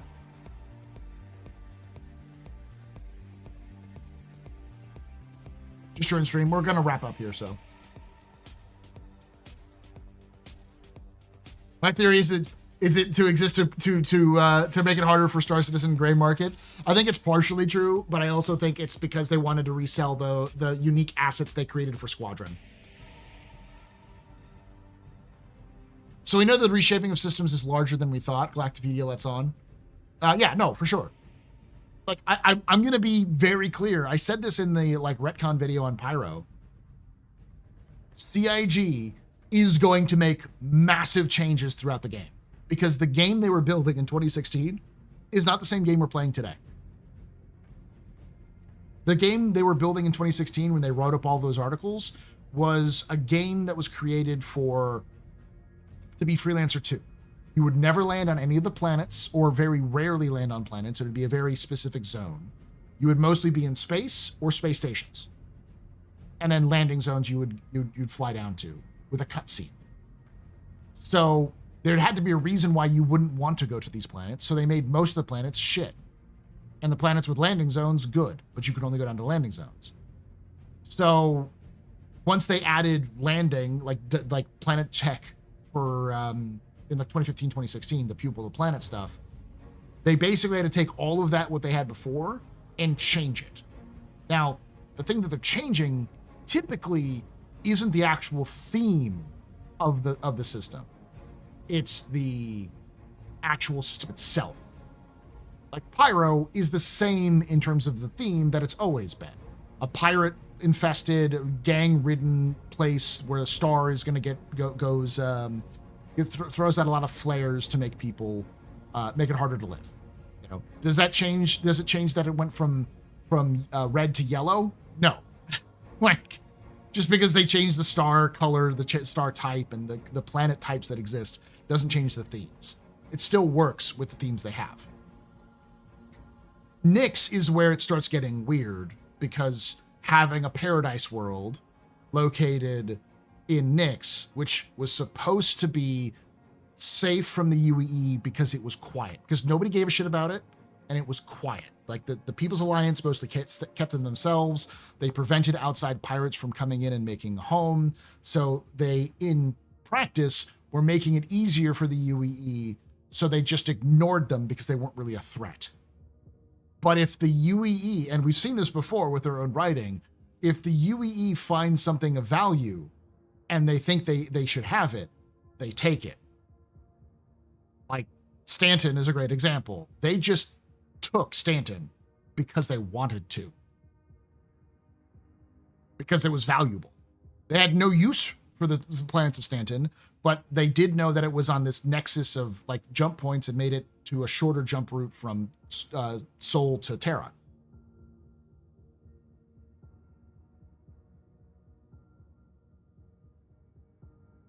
So the issue isn't, will the lore change?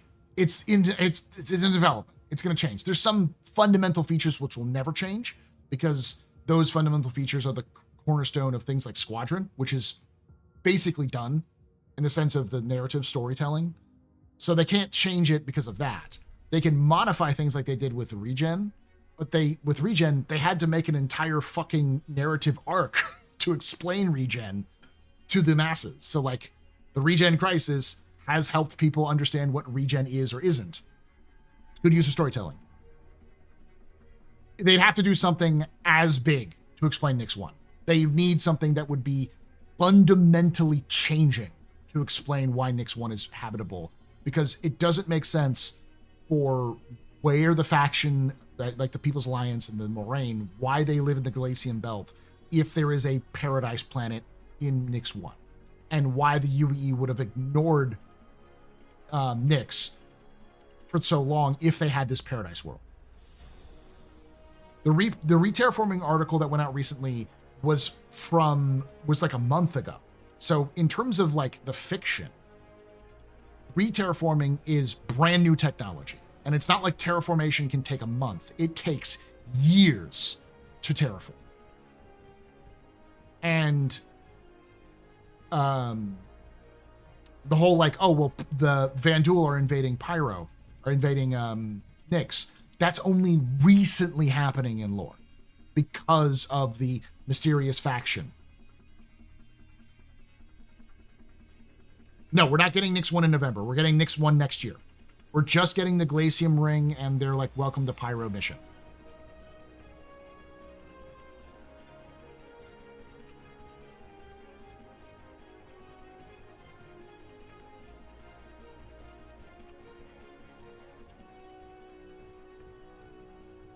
Basically what they did with Delamar 3 and 3.0. Yeah. There is an issue with life on it. The issue is they need to explain it. Right now, it's no fucking explanation other than Nyx 1 exists.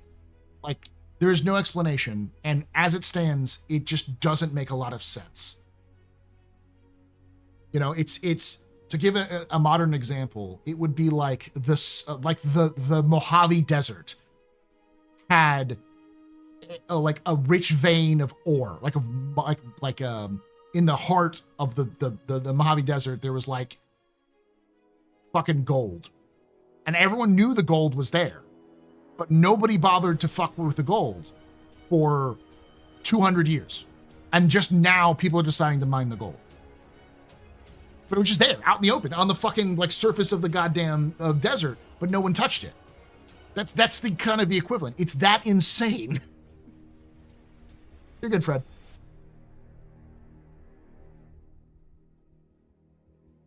We're going to get Levski without a play. That's what we're going to get in November.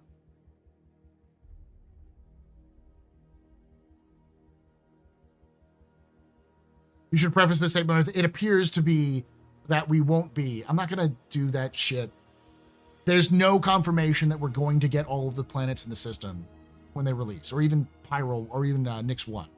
So what we can expect is Levski, the Glacium Ring, and their Welcome to Pyro in November.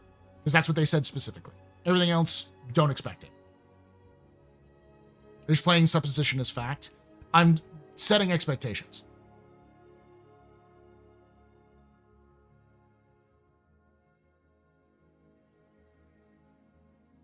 The lore team, as far as I know, barely knows I exist.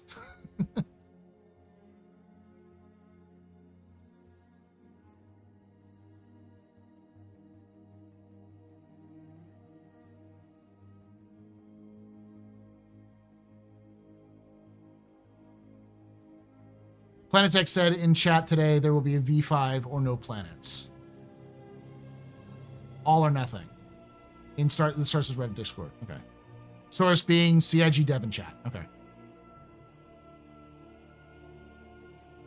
Is there still going to be 100 systems during the game development way past 1.0? That's the plan. What if there was something keeping people from the planet? What if the planet had a deadly disease to humans who they recently found the cure to? That'd be great. Tell us that. There needs to be an excuse as to what's going on and why it's like that. And that would also be a very weak excuse.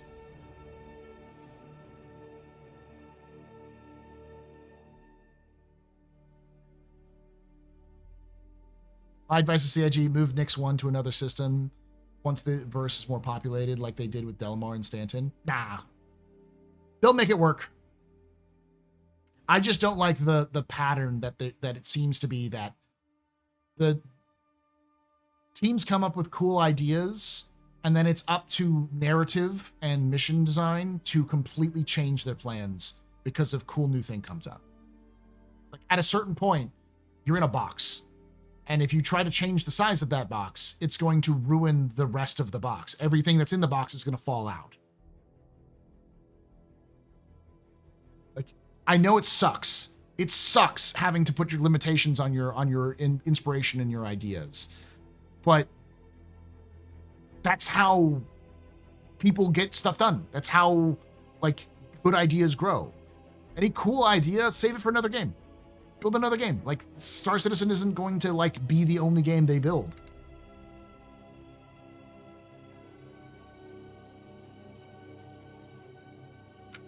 Narrative consistency, yeah. What would your starting system be of the 5 we get? Probably still Nyx.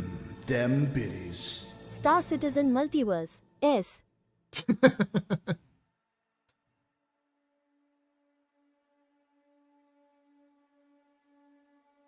Until Bremen is out, it'll be Nyx. And until if Bremen's out, and it's only if Berea is not out or Magnus isn't out. If Magnus is out, that's home.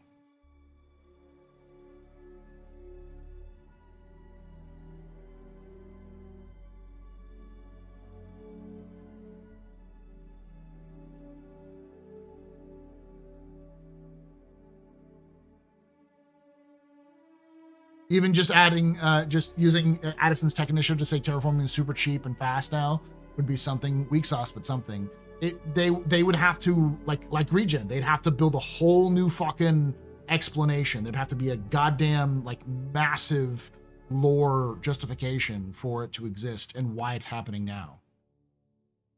What's up, Paul? Glad you had fun at the watch party. I did. I enjoyed it. It was fun.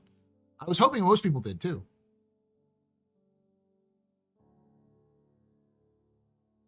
From memory, the giant worm is not intended as the largest creature. Probably not. Yeah, Terra is far too clean. It'll be very clean. It'll be the starter system.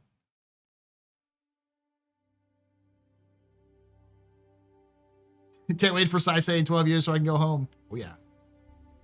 You gotta love Centauri.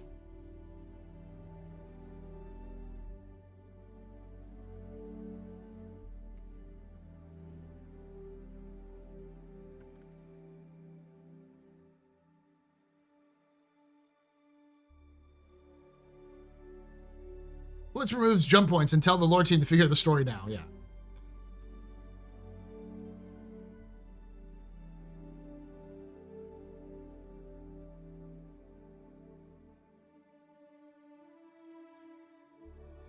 Any idea what the benefits of listening Castro over Terra would be? Access to military-grade equipment. Castro is going to be where you get all of your military-grade equipment. As far as we know, the military base there is still semi-active. It's not fully active. It's just they allowed for civilian settlement of Castro. Before it was military only. So if you want to get access to like the F-7A Mark II, any military grade like components or things like that, you would probably have to go, and blueprints, you'd have to go to Castro. Do I know all of the systems? Not off the top of my head, no. There's 100 of them. I know a lot of them. So like, the systems we're going to have for 1.0 are Terra Nova is what it's called, New Earth. That's the system. The planet is Terra Nova as well, because it's confusing. Terra, Nyx, Pyro, Castra, and Stanton. Terra is sort of Earth, but better. It's bigger, it's newer, it's shinier, it's got all of the commerce is headquartered there.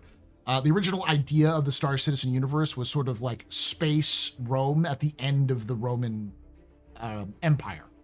So like towards the fall of the Roman Empire.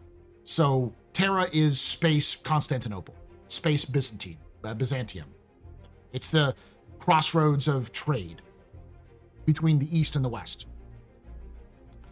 Nyx is a quiet frontier area where a independent human polity, an independent human government exists that was sort of anti-UEE during its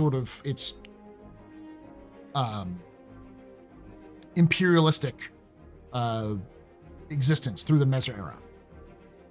Pyro is a flare star. Nyx is also located on like at the edge of a dark nebula.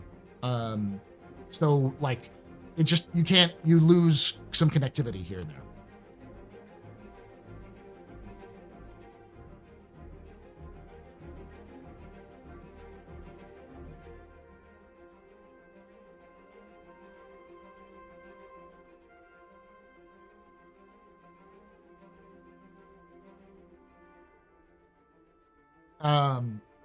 Pyro is a flare star, so it's shooting off lots of flares, which makes it hard to live. So as a result, the company that was originally there failed to exploit the resources, and so there's like bits of their remaining material. Similar with Nyx. Nyx was originally exploited by a mining company that just sort of gave up once they had enough. So there's like both those systems have lots of abandoned sites all over them because they're both independent, where Pyro is much more lawless. There's multiple gangs all vying for power in sort of this hellscape. So it's sort of more Mad Max meets the Wild West. And then you have Stanton, which is a newer discovery, but it's been purchased by corporations. So the biggest corporations in the UEE control Stanton, which are, and all the planets are named after them. So Hurston for Hurston Dynamics, ArcCorp for ArcCorp, Crusader for Crusader Industries, and Microtech for Microtech. And then Castra is a former military base. It was this big sort of bulwark against a perceived invasion by another alien species called the Xi'an. But since we kind of made peace with them over the years, it sort of died down, but it was built, Sherman, the capital of the Citcon, which is the planet for Castra, was built inside this mountain above the clouds. So it's this beautiful sort of cloud top fortress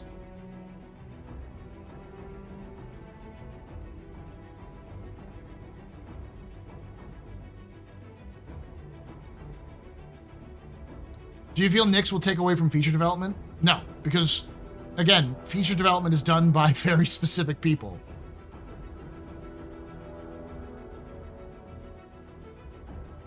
Do you think we'll ever get a chance to liberate parts of Hurston? Maybe. There's a lot of good, rich lore for most of the remaining systems. Yeah, plus there's Magnus, which is the headquarters of Drake. There's Berea. There's...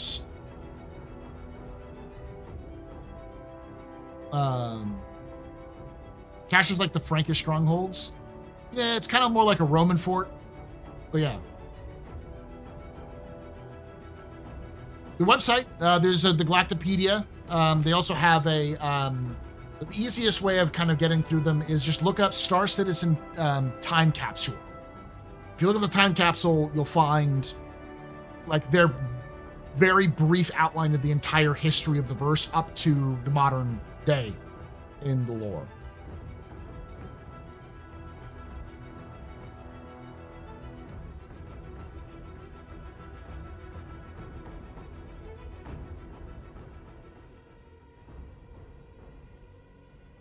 Reverse. Terra and Castro will be high sec. Stanton will be medium sec. Nyx is medium sec, and Pyro is null sec or low sec.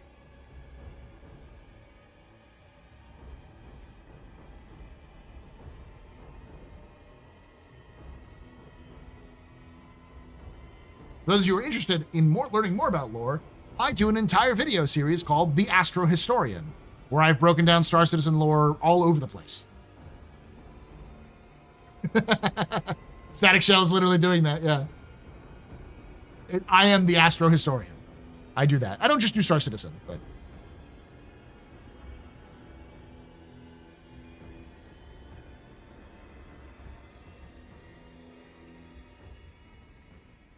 This one was mentioned as most mineable resources, so there's no more official interest.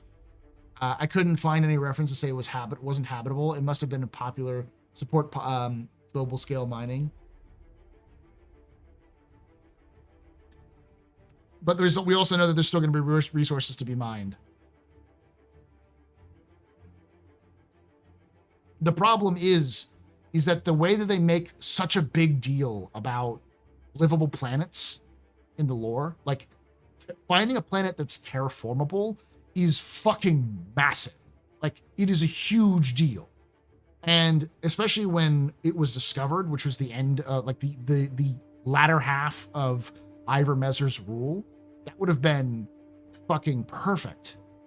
Like a new planet to go build a new humanity on. Yeah, like there's a couple of planets like that. This is post First Tevaran War, where they're in the height of their exploitation. Like, why would they just abandon it and leave it to rebels? It just doesn't make a lot of sense. Ever thought about doing Elite Dangerous lore? I've had in the past, but I'd have to like really get into it. The CIG created Lore Maker series is good. The problem about the Lore Maker series, as you probably can tell, go watch the Nyx Lore Maker series. Go watch the Pyro Lore Maker series. They're not accurate anymore. They're somewhat accurate, but because of the changes, because most of those Lore Makers Guide to the Galaxies were made before 2015. So.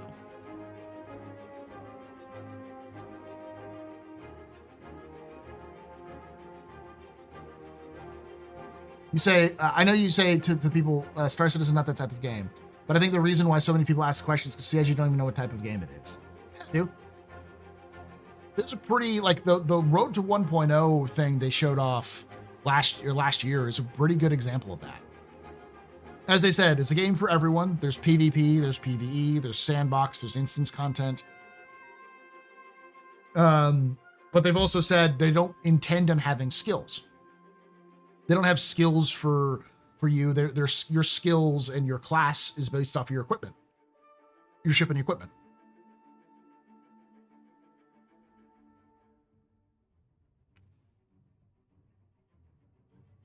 CIG knows the issue is CIG conveying it to other people. The problem is that they if they sat down and actually wrote out everything in detail of what they wanted to do, and then they change any of that, because some of it will change, because anybody who's done anything creative knows that what you have at the beginning is likely not what you're actually going to end up with. Very rarely do you have a movie, a television show, a book, a video game where you set out to do one specific thing and you achieve that goal without any changes. Just things change. So if they set that out and then they changed it, people would lose their fucking mind. So CIG is just doing the easiest thing, which is here's the generic idea.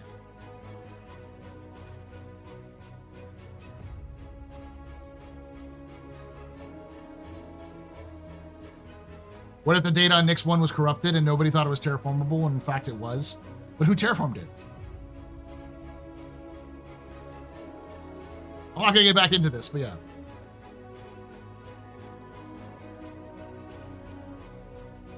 The Nix system was discovered. The United Empire of Earth came out and did scans of the kind and found out the system wasn't really worth settling. The planets were too hard to terraform. The resources were tough to get. Jesus fucking Christ. Oh God, he even said they didn't terraform them. What the fuck? They're contradicting themselves in their own goddamn video.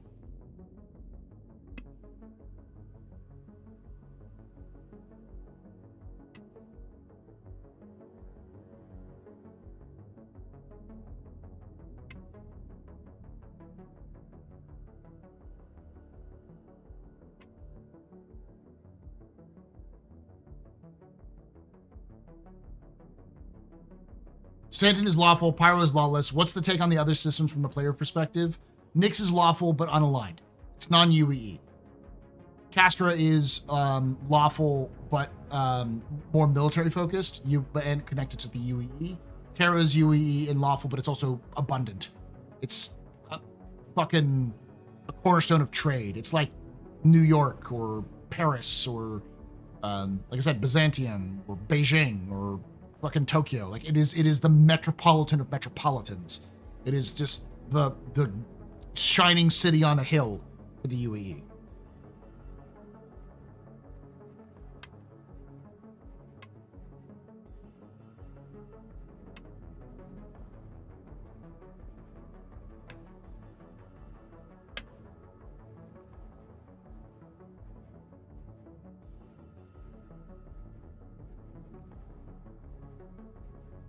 Oh, it's Prester John's Mythical Kingdom? Exactly. Now that you found that, I'm gonna have to like edit that in. I'm gonna do a post edit from that and be like, CIG can't even keep their fucking ideas straight. If they said Nix 1 was temporary, Castor only has two planets. But if they made more planets than Castor, that's fine. But as I have said before, changing lore isn't bad. It's fine. And it's normal to revise things as you actually release things. That's good, in fact, because it means more interesting gameplay. The problem is being consistent in that lore.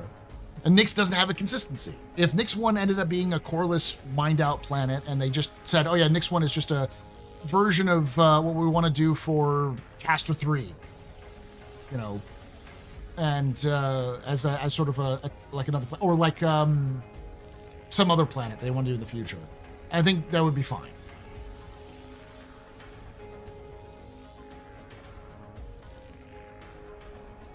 Yeah, it's not everybody. This is Bloom from Pyro 2 or 3, yeah.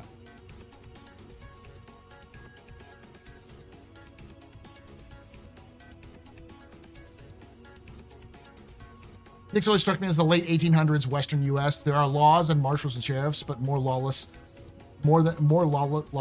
than civilized systems. Yeah, effectively.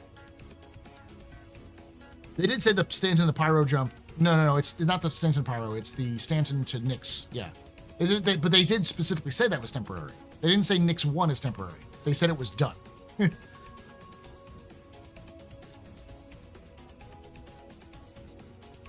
Yeah, I think they have an idea specifically. I have a feeling that Castor 2 is going to end up being that redwoods biome they showed. Because there's just no place that I can think of that has big redwoods. Maybe Terra, but like that seems much more likely to be Cascon. big mountains, and in the valleys, these giant redwoods.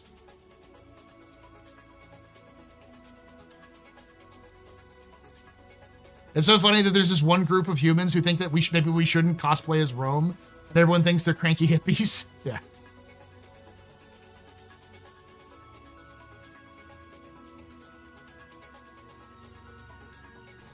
Here's the thing. I don't feel bad for the writers. I feel bad for the narrative designers. The mission design, the AI people, the UI, the economy, and the narrative writers. All of them have to work in tandem. And it seems like they have all this idea and they're like, all right, cool, we'll work together, we're gonna make this story. And then the Planet Tech team is like, cool, shiny. And the management team is like, but cool, shiny is cool, let's put that. And the rest of that team is like, fuck. God fucking damn it. Oh, okay, let's figure out how to make this work, you know.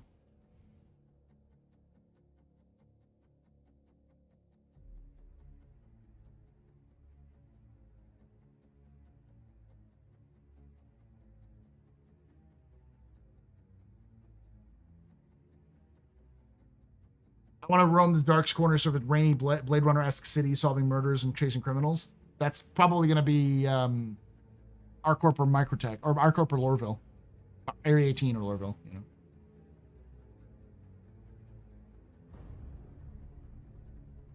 Honestly, the stance that the Knicks jump point has me more bothered than Knicks 1. I think it's fine. Because, I mean, let's be honest, Knicks isn't releasing in November. It's Knicks 0.2. It's temporary, yeah.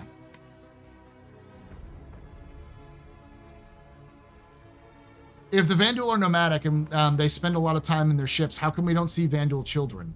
That's actually a significant question that the UEE has asked, because they managed to capture a full ship, possibly a battleship, not a kingship, but damn near close to one, and maybe a mauler. And when they captured it, the bodies that they found on board were all male and all adult. They have never found a female Vanduul, nor have they found a child Vanduul, but their genetics seem to indicate that there should be a female. Now, if you listen to Dr. Yorit believes they're a kind of clone race, where the technology that we stole from them for regeneration was used to birth new Vanduul using the genetic blueprints of the best Vanduul they could find. But we do know that they do have parents, because Vanduul parents gift them their first knife. So there are some sort of parental guidance for young Vanduul, and then they get sent off into the universe.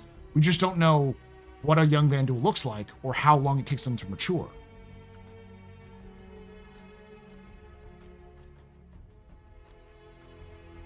So Vanduul can regenerate.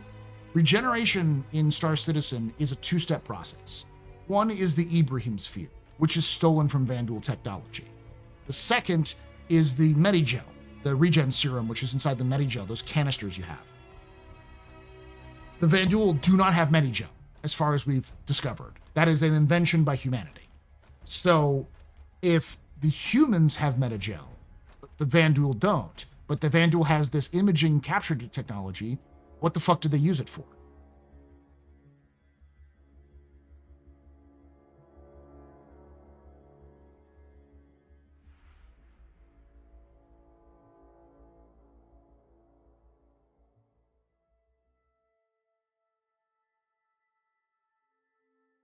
We've never even considered that Vanduul have a home. They're such a disparate group of nomads. We don't know. Medigel does work on alien species, because there's been references of Tavaran using regen. So if Tavaran can use regen, they're completely separate from humanity, then yeah, it's entirely possible that the Vanduul could use it as well.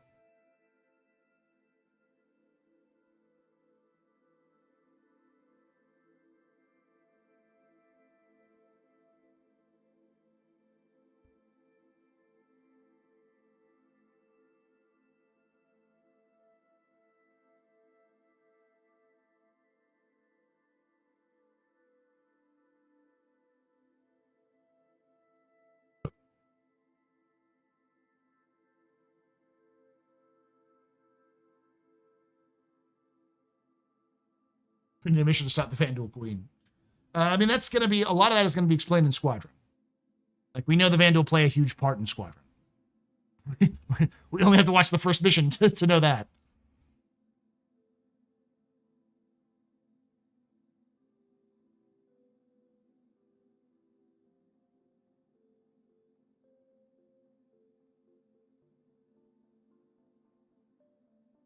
All right, y'all. I'm going to wrap this up here shortly.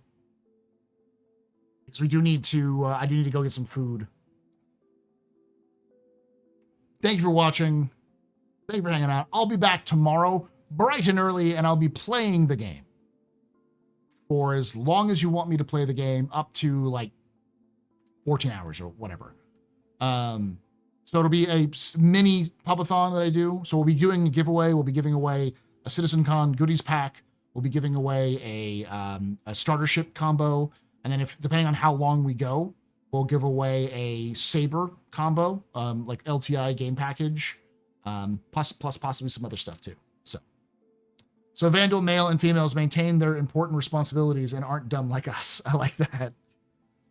I mean, once the Vandal reaches of age, they literally kick them out of the clan. They're like, here's a knife. Get fucked, kid. Don't die. What's the start time? 9 a.m. Eastern, 6 a.m. Pacific. That chapter in Squadron 2 Episode 3, when you seduce a female Vandal, is going to be very interesting. I don't think we're going to get 1-to-1 scale, y'all. People have been talking about that before. I do. Thank you for hanging out. Thank you for watching.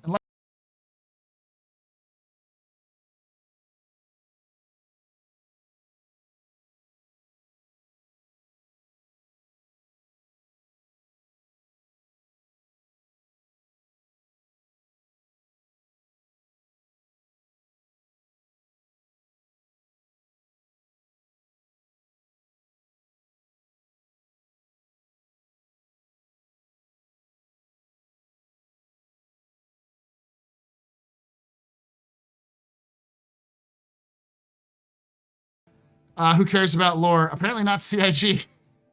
Welcome, everybody. Oh, shit. Okay. We'll stick for a little bit longer, I guess. We'll get something to drink. But did you like Citcon? I think it was okay. I liked what I saw. I said, someone asked me if it was like out of 100, what did you rate it? I was like, it was like a 70. It was pretty good. I liked the direction they're going for. They could have done more, but, you know, I didn't expect it.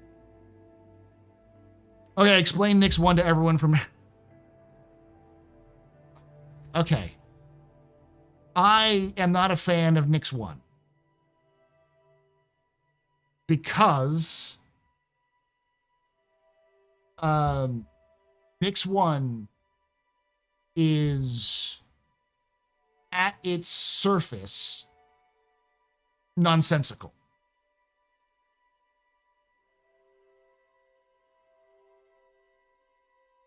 How do you have a 2-minute ad?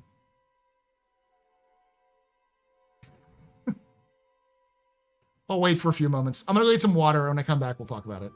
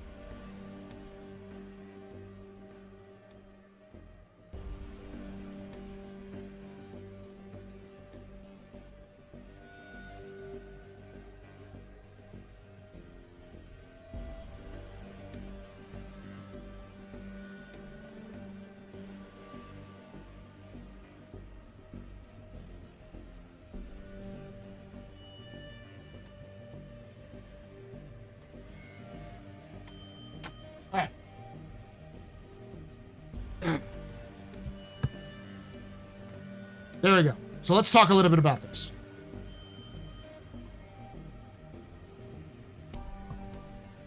Let me pull this up, because this is probably the biggest issue I have with the presentation. It's CIG can't even keep their own fucking like ore straight.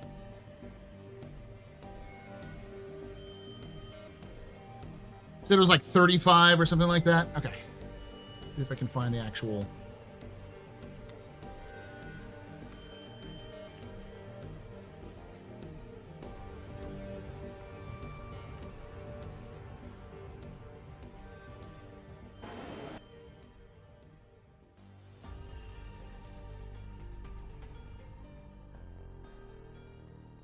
Here you go. All right. So we're gonna watch this real quick.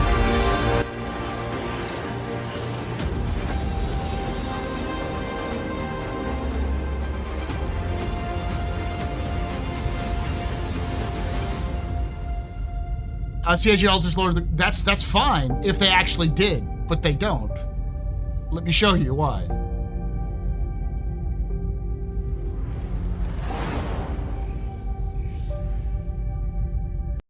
And Detective Arkham Meller of the Hokro Agency, and just like is now setting the stage for Nyx, the next step in the larger story we're telling on the road to 1.0 members.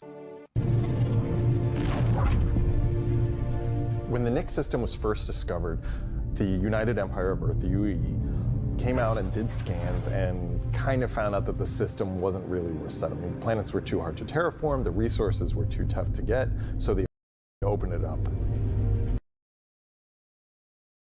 The fuck is Nyx 1 then? What the fuck is Nyx 1 then? It's literally... And allows you to identify features 40 minutes and later. potential points of interest, and start with something closer to what you're used to, but in a whole new light.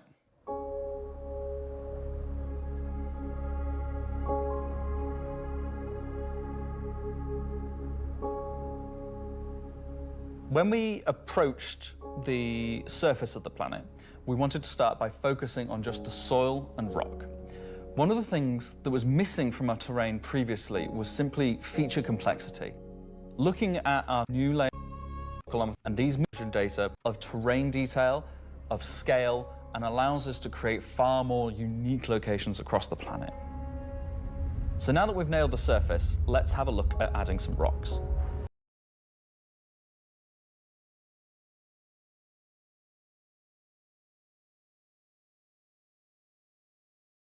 Fighters, who are relentless, brutal. This month's release, science run amok, with the regen crisis at Necromusis asking.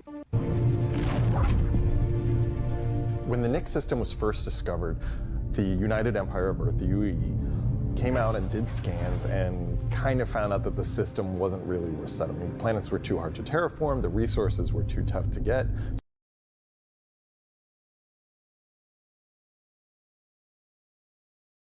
And not just on a planetary scale.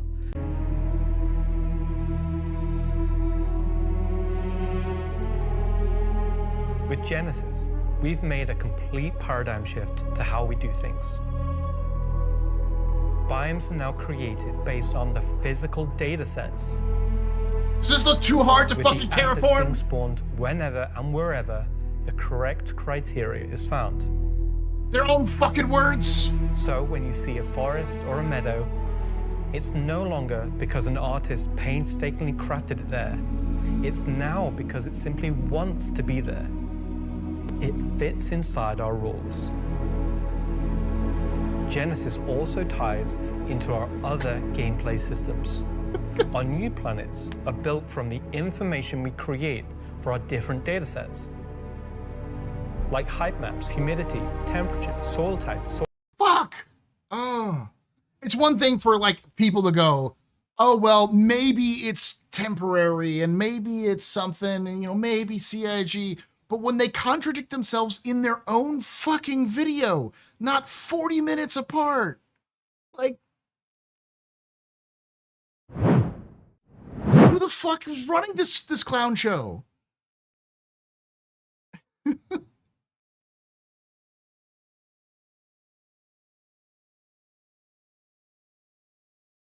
How would I spin the lore?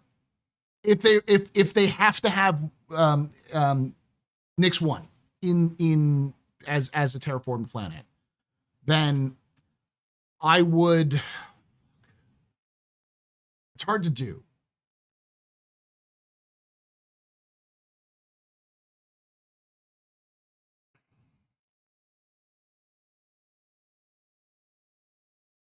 The best I would say is a corporation reached out to the People's Alliance after the fall of the Mezzers and offered to try to take a crack at Nyx 1 because it was close to being good, but like the terraform technology at the time when it was discovered just didn't work. And they said, we can do this better if you give us the rights to terraform and then give us the rights to mine the area. And the People's Alliance was like, cool, you'll pay us for it, and we need this, so we'll give it to you and not to another group. And they came in and they fucked it up. And so they made it perfect. They made it really good, but they fucked it up somewhere. Like there's some sort of like problems or they were exploiting some labor. So the People's Alliance turned around and just started shooting them. And so they had to flee. But because there was no there was no way of getting around it because they were working in non-UE territory, they brought it to the UEE. The People's Alliance basically just said they lied to us and fucked off. So like it's been in this nebulous zone where like they could use it, but like maybe the People's Alliance thought it's immoral to use it because they were using slave labor or some other shit like that. And it's been in this sort of nebulous zone for a couple of years. So like it's been available for 20 or 30 years, but only a handful of people have ever lived there because of various other issues. The Vanduul haven't really been invading the system until very recently. So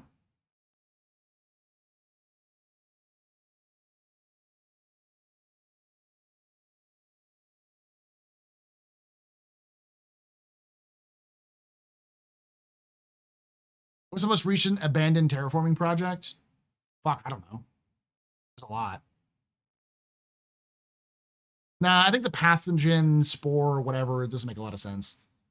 You take a look at this again. Take a look at this. And like tell me that this doesn't look beautiful. Look perfectly livable. And I know, well, vision, like it can be, you know, just because it looks good doesn't mean it is. People would lose their goddamn minds if they saw this perfect vista. They took their helmet off and was wearing, you know, it just doesn't make a lot of sense. At the end of the day, it's a video game. So, like, yeah.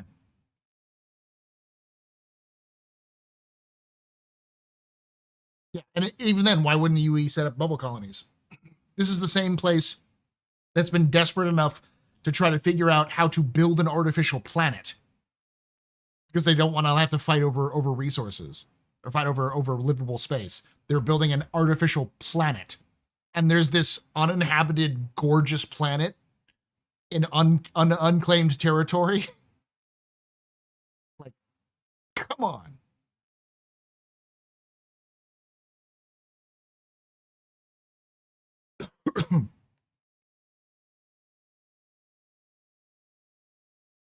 Soil amounts, geology erosion data, to name but a few. This means you can now tell where to find valuable minerals as the geology looks like it would be suitable for it. Where scree piles exist below sheer cliff faces, and where rocks have broken off over time due to erosion. Of course, these new tools still give us the ability to direct the look and feel we want. The attention to detail from the tallest mountain to the smallest flower is still our core DNA. With Genesis, we can now keep that detail-orientated mindset as we focus on the quality, and it provides the quantity. Genesis provides our planets with the ultimate sense of exploration and adventure. Discovery in the purest emotional form. Yeah, there can definitely be a lot of tech progress. But the question is, this same UEE, when Stanton was discovered in the late 29th century, found out there were people living in it, sent a Bengal carrier in and said, fuck you, leave. This is our territory. Over 4 worlds that weren't terraformed. Nyx is on a trading network. The only reason why it's been like kind of ignored is because it's the pals don't give a shit. Like, no one gives a shit the PA. People's Alliance is just a bunch of fucking weird hippies. Like, they're not causing any problems, but it's not awful, you know? Verisimilitude still matters in video games that you're trying to seem realistic. Yeah, it has to make sense in the context of the verse.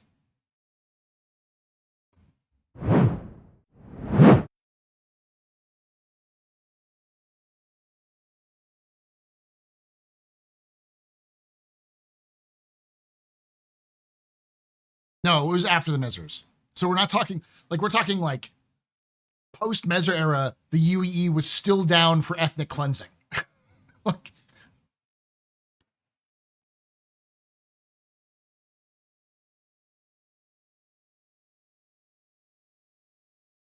they would have had to thought it was not worth going through all those years for them, or it's a more recent change. Yeah.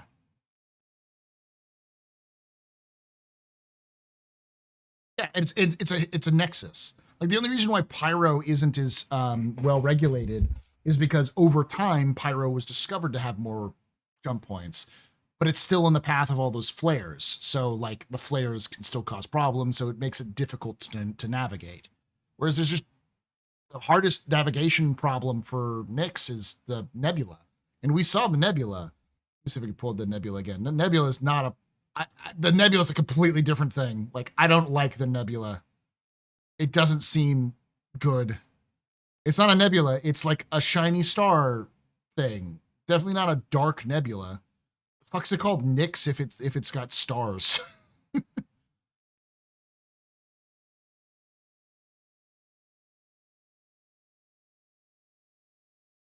Find that section.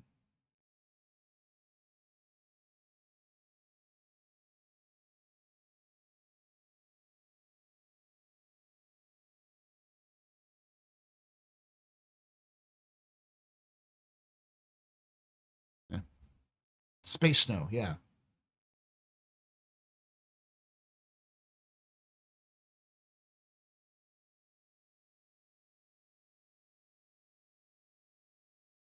Let me look up Virgil. So Virgil fell in 2732. Virgil is directly connected to Nyx. Virgil was one of the arms making centers of the UEE. Virgil's connected to Kellogg, Nyx, Oberon, Tiber, and Vega. Oberon is not a claim system, but it's also very difficult to live there. So it doesn't make a lot of sense. They tried to terraform a planet that's not terraformable. Kellogg is a major military system. So is Vega. Tiber would fall, I think, fell around that time, maybe, or I think before. The Siege of Tiber, I think, happened after Nyx or Virgil fell after the Siege of Tiber. So, of these, Nyx is the only outlier. Like, yeah, Oberon, but even Oberon has had military presence off and on. Nyx is the only outlier of those connections. Like, do you see what I'm saying? Like, there's just so much overarching, deeper lore that's connected to the heart of the game to suddenly make Nyx something different, which would be fine. If they did, they'd have to change that, but they don't want to make it different. It's the same thing. I'm just going to play this over and over again.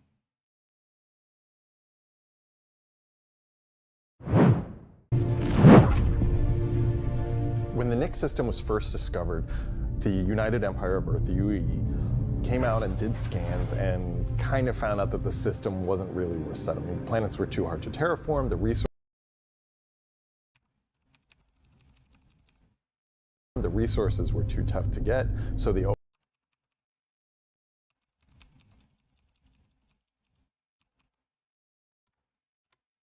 kind of found out that the system wasn't really resetting. The planets were too hard to terraform, the resources were too tough to get, that the system wasn't really resetting. The planets were too hard to terraform, the resources were too tough to get, not that the system wasn't really resetting. The planets were too hard to terraform, the resources were too tough to get, not that the system wasn't really resetting. The planets were too hard to terraform, the resources were too tough to get, that the system wasn't really resetting. The planets were too hard to terraform, the resources were too tough to get. I'm gonna do that in the fucking slow it down even.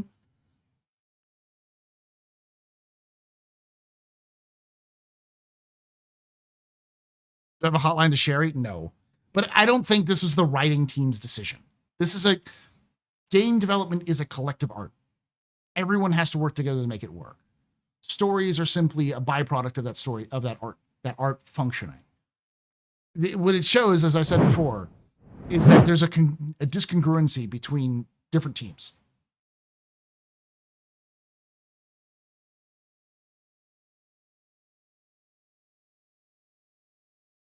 If Nyx wasn't so prominent as a non-aligned system, it wouldn't be so glaring. It's like a loose thread on a seam that rubs against a sensitive place. Yeah, it's just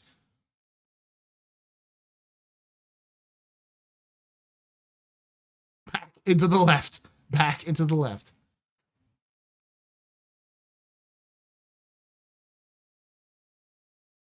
Each team has their own version of lore. What you're saying is CIG makes shit up when it suits them. No, it's management prioritizes new shiny over consistency. And it bears the question, is CIG able to get to a 1.0 state where it's going to matter after they have released the game? Because usually when you release a game, you have a narrative consistency. Every MMO does with any kind of story has a narrative consistency. They don't just overhaul the whole narrative. If they do, it's usually to sort of improve the new player experience or to add a new campaign to it. They don't just rewrite the whole game. And if CIG is going to release a 1.0, they can't just every time they have a new system get a hair up their ass and then change something fundamental that would change the story of Squadron 42 and Star Citizen.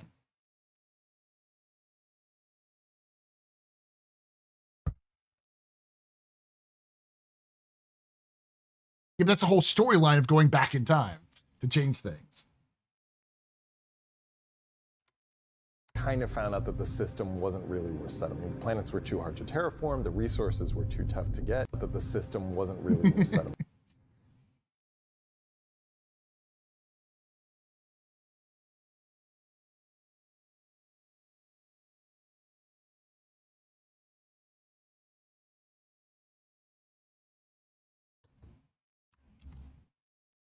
Let me do this real quick.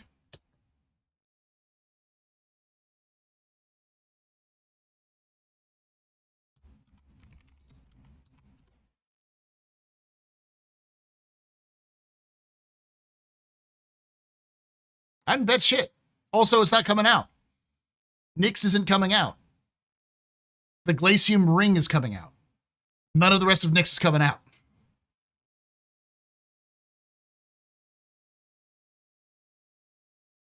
Oh, it's not semantics. You made my bet in my mind. Yeah.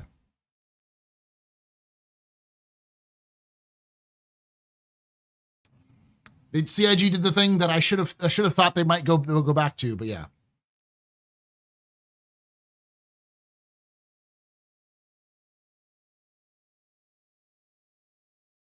Yeah. Planetech said, "We look what we can do," and Chris said, "Hey, you got Nyx coming up. Let's add it to Nyx 1." Yep.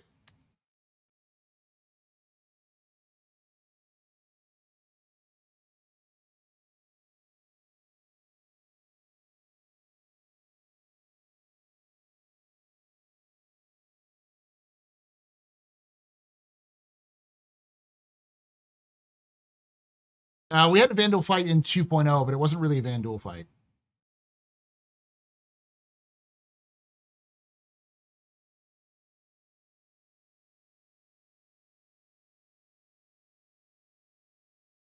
As pretty as Nyx 1, it isn't how I imagined it would look. Expected more of an apocalyptic, fully depleted gloom, smoggy, and combined from overmining.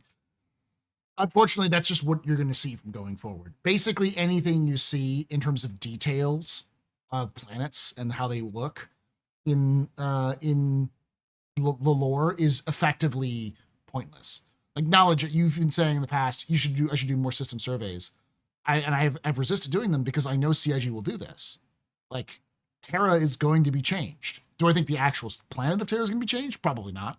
But there are other planets in the Terra system which will probably change because CIG wants to change them for whatever reason.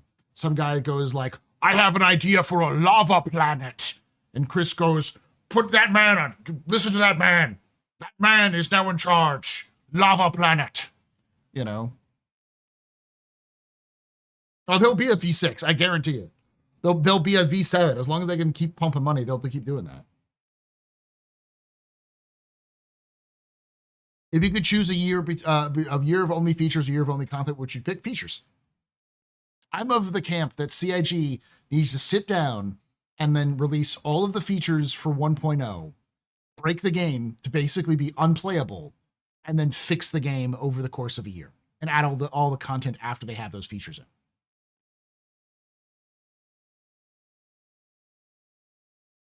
I think that would hurt the game in the short term, but in the long term, it would benefit. But CIG can't do that. They're too scared that if they do that, they'll lose funding. And funding is the only way they can keep that 1,400 or 1,000 person studio.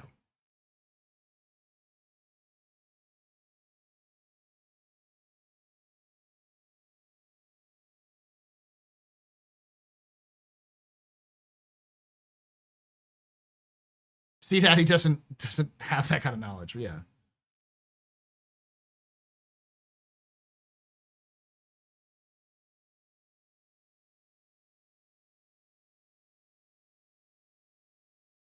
Yeah, we won't have a game soon if they don't start pushing features out in my person. Yeah.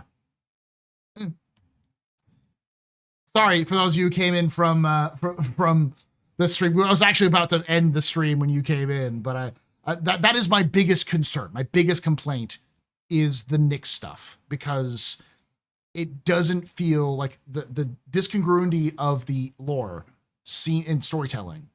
It seems to be a symptom of a wider problem where CIG is still mandating new shiny over get the game to be fun.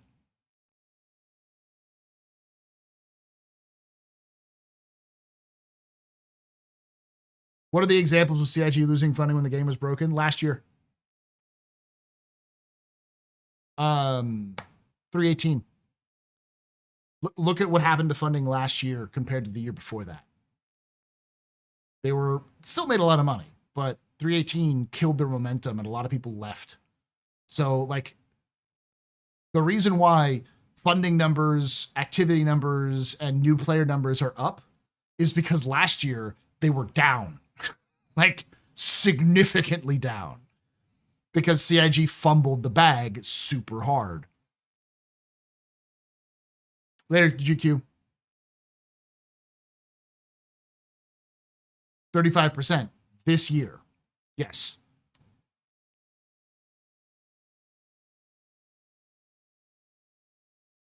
We can play with features more than content, but content don't make as much money. I disagree. If they made ships for the content, they would.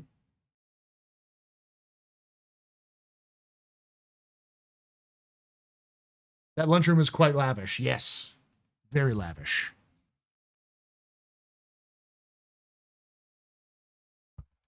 And you can thank the citizens of Manchester, United Kingdom, because the citizens of Manchester, or the city of Manchester, is desperate to turn Manchester into Silicon Valley. So they're throwing any money they have and any tax breaks they can get into places and development studios like CIG.